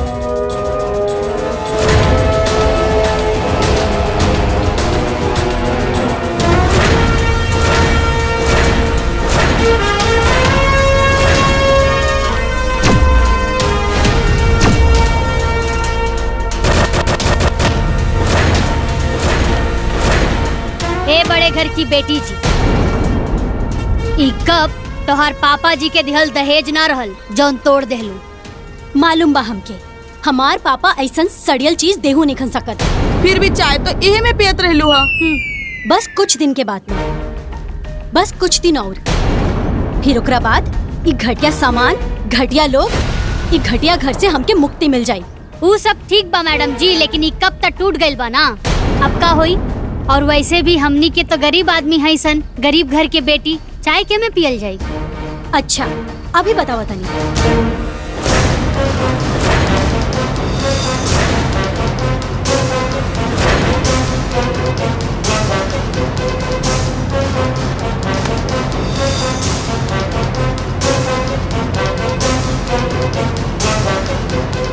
इला, एक कप के बदले पूरा सेट देता नहीं।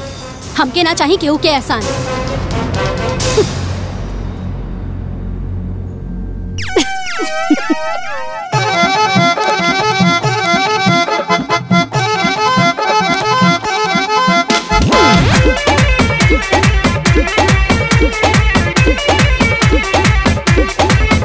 रहे बिगड़ल रसता पाए रहे गरम जे दूध ठंडाए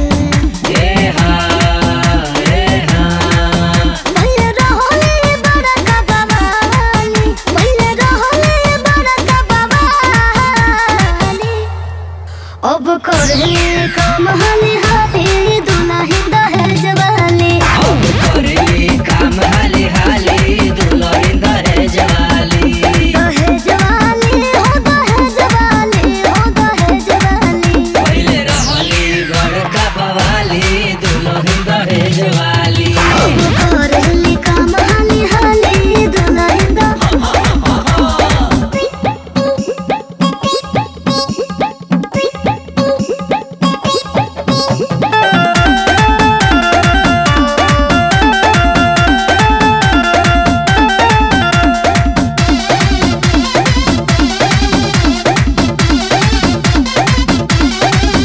जब पड़ल बा कपारे घर आंगन बहारे बड़ा गुस्सा में हाजी हाँ गुस्सा में दिया बड़ा न खड़ीले जैसे माचिस कटीले रहे गुस्सा में हाजी हाँ गुस्सा में केहू सभी झट से वाझुरानी केहू सभी झट से वाझुरानी हरदम होप से तेरे बोझाली दुल्हन दहेज वाली करेली काम हाली हाली दुल्हन दहेज वाली दहेज वाली हो दहेज वाली हो दहेज वाली पहले रहली बड़का बवाली दुल्हन दहेज वाली हम करेली काम हाली हाली दुल्हन देखो तो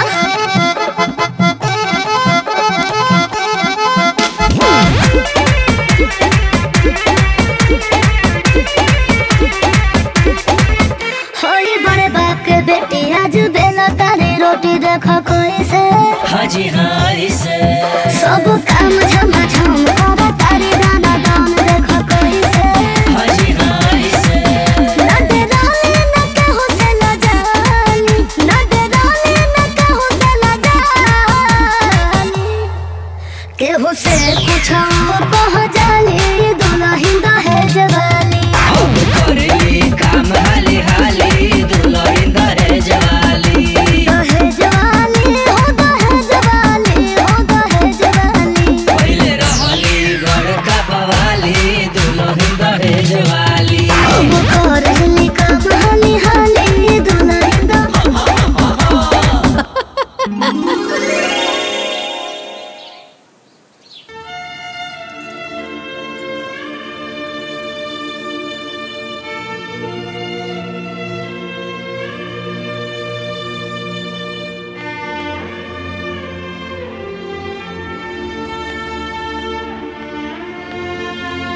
हमनी के इतना निर्दयी ना है सन कि केहू तकलीफ में रहे और हमनी के चुपचाप देखत रही।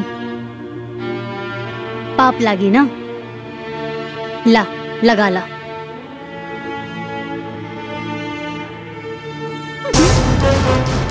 व्हाट पाप लागी? हाँ व्हाट पाप लागी? ओ हेलो, हमके केहू के दया दृष्टि के जरूरत नहीं खे। रउआ नियन लोग के तो हम अपन घर में नौकर रखे नहीं, ई तो मजबूरी बा जे सेवा कर रहल बानी। अब जाई अपन काम करी। हे भगवान,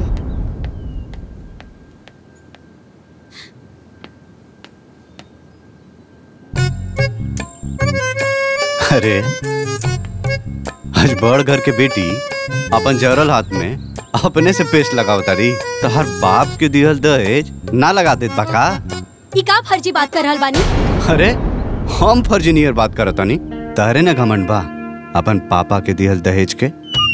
ओ हेलो, हमरा लगे टाइम नहीं खे ई फर्जी बात करे के। जाई अपन काम करी। जब देखा जाई।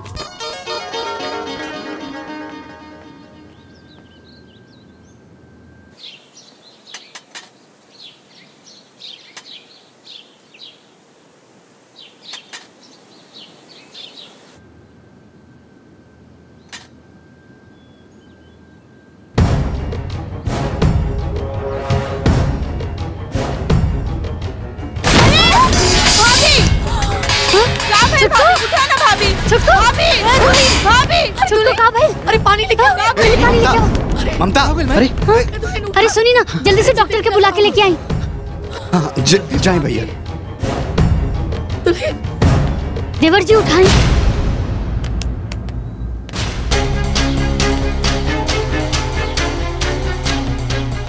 डॉक्टर स्वतंत्र के लिए यही है, ठीक है? बहुत अच्छा डॉक्टर। हाँ ठीक है।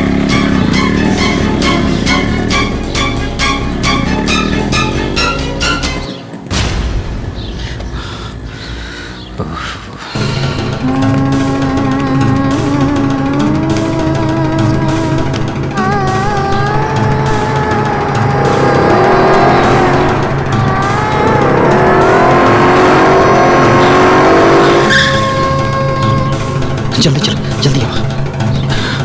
पकड़ पकड़, चलो चलो। हाँ यहाँ।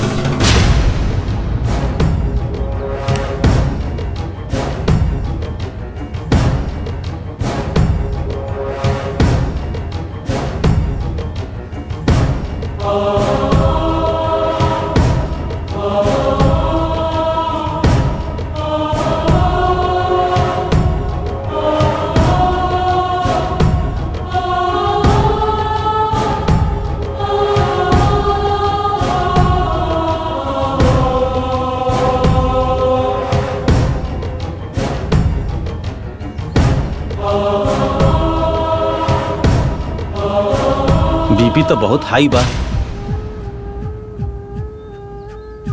इनका कोनो बात के टेंशन बा का? डॉक्टर साहब तनी गुस्सा ज्यादा करेली। अरे आजकल के लोग तो गुस्सा ही करेले, हर बात पे गुस्सा। ई ना बुझी है कि गुस्सा कैला से कितना नुकसान होला।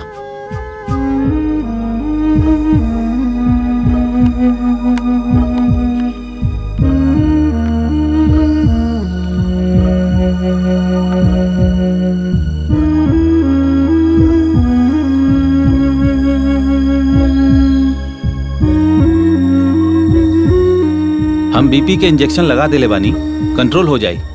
दवा लिख देत बानी, सुबह शाम खिलावत रहिया। और हाँ, इनके 24 घंटा रेस्ट चाहिए।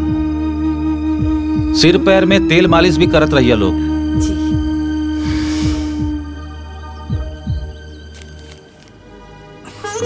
नमक बिल्कुल बंद कर दिया। ठीक बा। फिर आके हम चेक कर ले। हम ठीक बा डॉक्टर साहब। आई चले।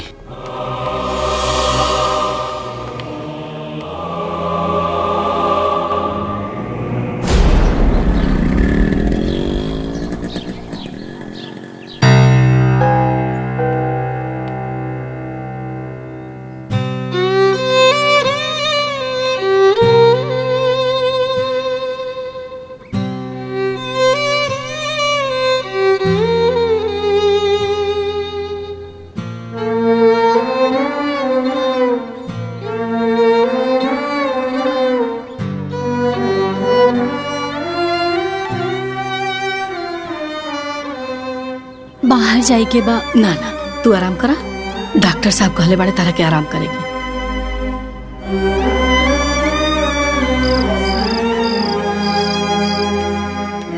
चुटकू उठा।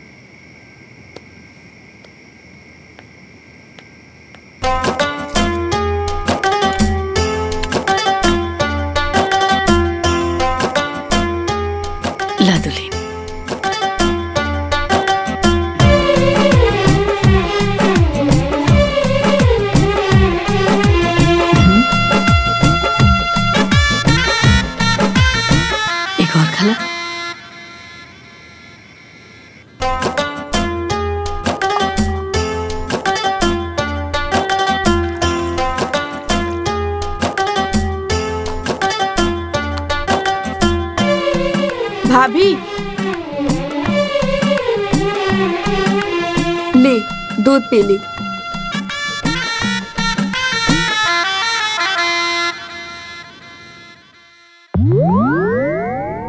अब हमार मीठा खाई के मन नहीं करत। डॉक्टर साहब नमक देला से मना कैले बाड़े। पीला।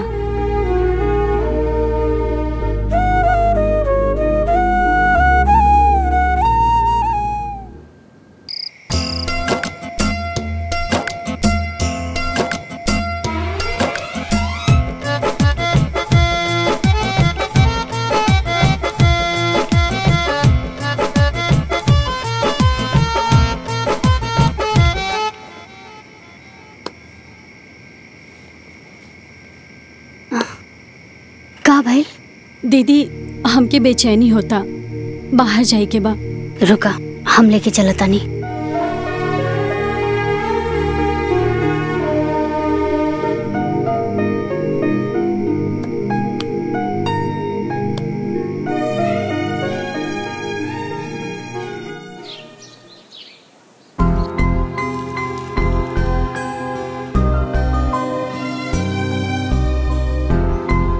अच्छा दीदी, हम का कहत रहनी कि का हम बाहर घूमे जा सकतानी का?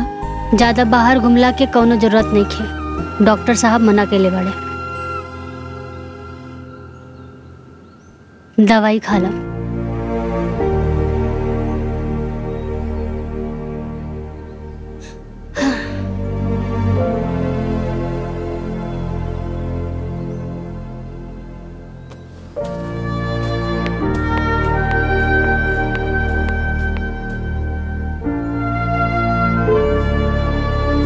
ए माई, हम जाता नहीं बैंक।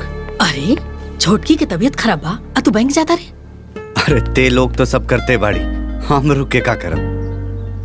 चाहे कुछ करब या ना करब, लेकिन जब ले देवरानी जी के तबीयत खराब बा ना, रउआ के कौनो बैंक वैंक नहीं जाए के।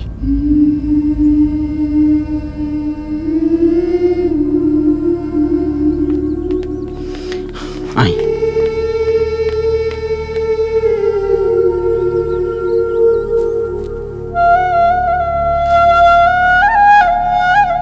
अरे वाह, बीपी तो एकदम नॉर्मल हो गई। रउआ लोग बढ़िया से केयर कईनी, यही से सब कुछ बहुत जल्दी नॉर्मल हो गई।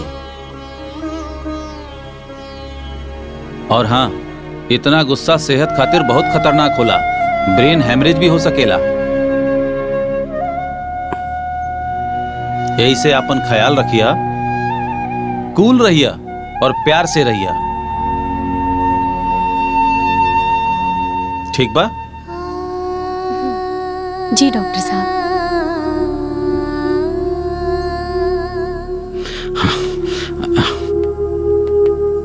डॉक्टर साहब, आप कैसन तबीयत? एकदम परफेक्ट। हाँ? हाँ, अरे ना, हमरा क्लिनिक जाए के बा और भी मरीज के देखे के बा, चला तानी। अच्छा चलिए चलिए। हाँ, दे द सूटकेस।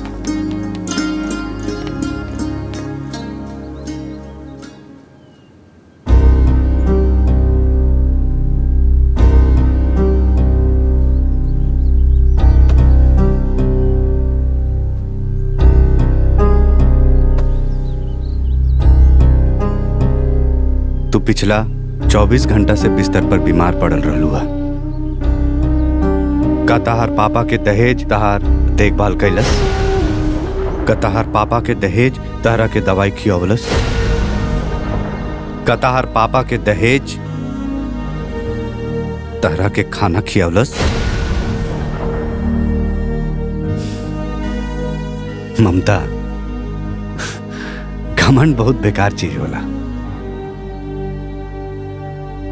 पैसा से ज्यादा कीमत इंसान और इंसानियत के होला। तू हमरा परिवार के साथ कब्बो अच्छा व्यवहार ना कैलू, उ सबके कब्बो रिस्पेक्ट ना देलू, फिर भी सब कुछ भुला के वो सब पिछला 24 घंटा से तहर सेवा में लगला। मुश्किल में न तहर पापा के दहेज काम आइल, न तहर घमंड। खैर ये सब बात हम तहरा से कहे कहता नहीं। तहरा के तो जाए के बा।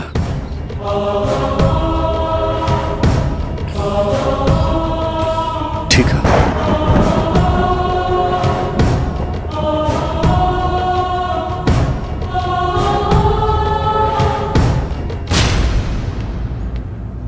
ये सब सामान उठा के गाड़ी में डाल दो। ठीक बा भैया।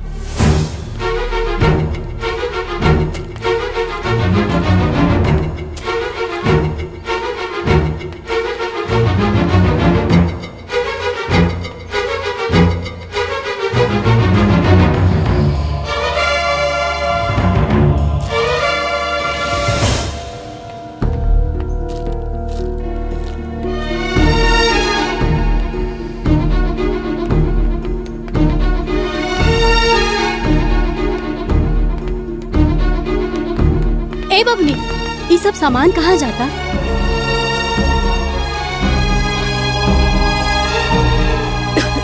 अम्मा जी, ये सब सामान कहाँ जा रहल बा?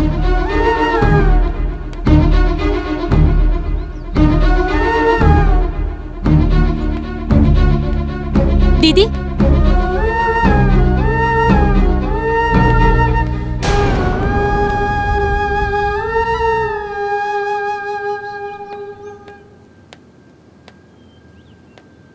तू यहाँ का करत बाड़ू?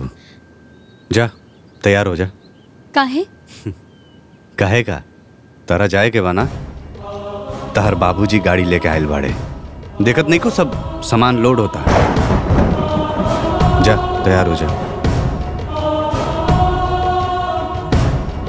जा।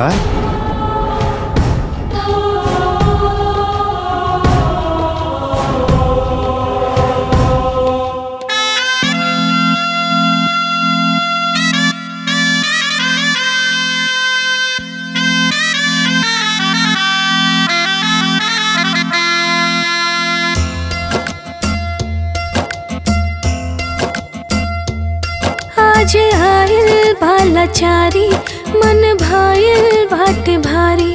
आज आयल बालाचारी मन भायल बाटे भारी।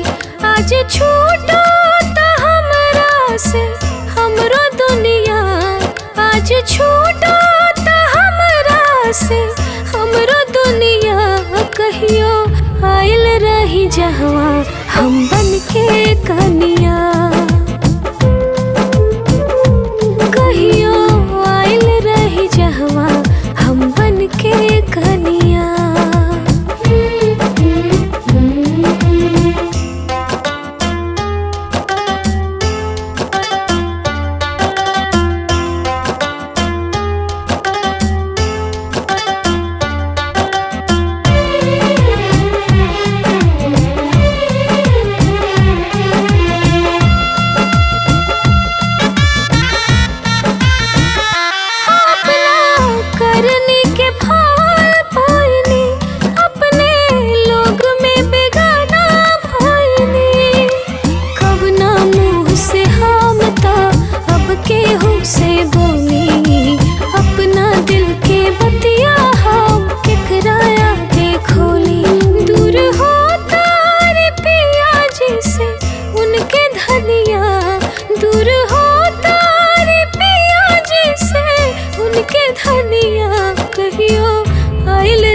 जहवा हम बन के कनिया।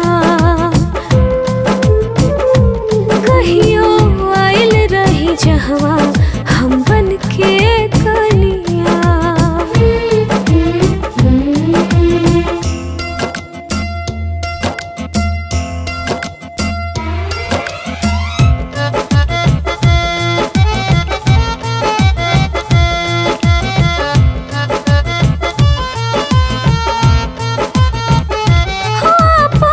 किस्मत बिगाड़ ले हनी हम तो घरवा उजाड़ ले हनी। जिकरा से तारा है जन्म जन्म के नाता हमरा से अब वो है साथे छूटल जाता।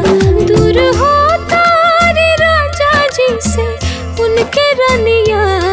दूर हो तारे राजा जी से कहियो आइल रही जहवा हम बन के कलिया कहियो आइल रही जहवा हम बन के कलिया।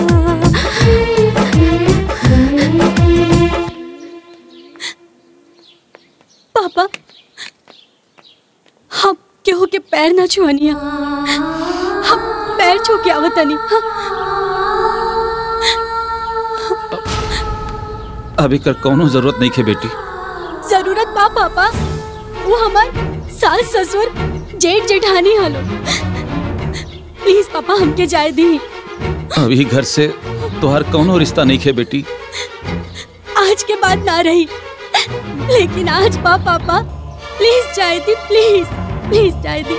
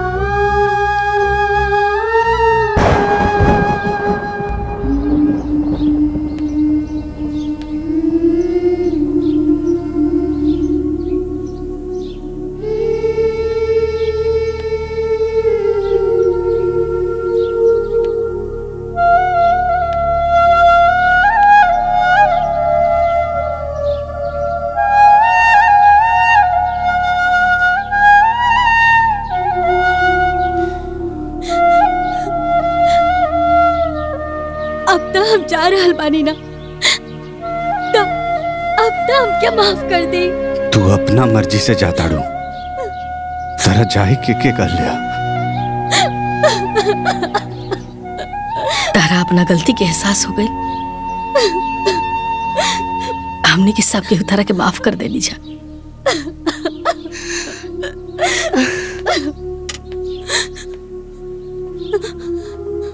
दान दहेज से खुशी ना मिलेला, खुशी ता अपनन के खुशी दे के मिलेला। हे छुटको, बड़ घर के बेटी हो। हे छुटको, बाकी पतो तो हमनी घर की हो ना।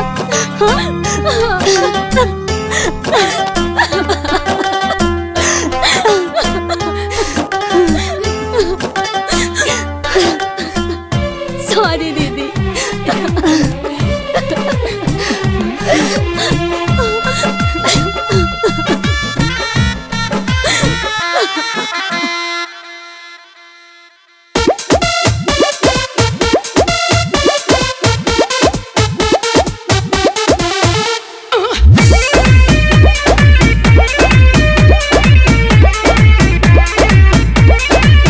लेके आइली दहेज साथे पलंग कुर्सी मेज नई हर से।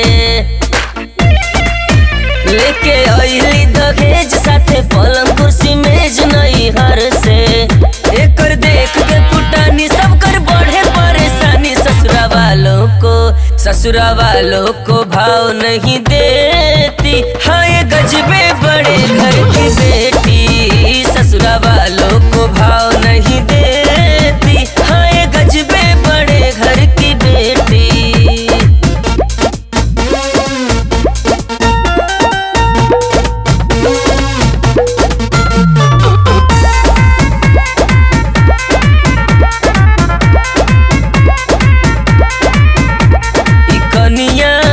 घर भर के ना तुम दाम करे हो। कनिया हर बात पे सबके तंग करे हो। कभी छोला भटूरा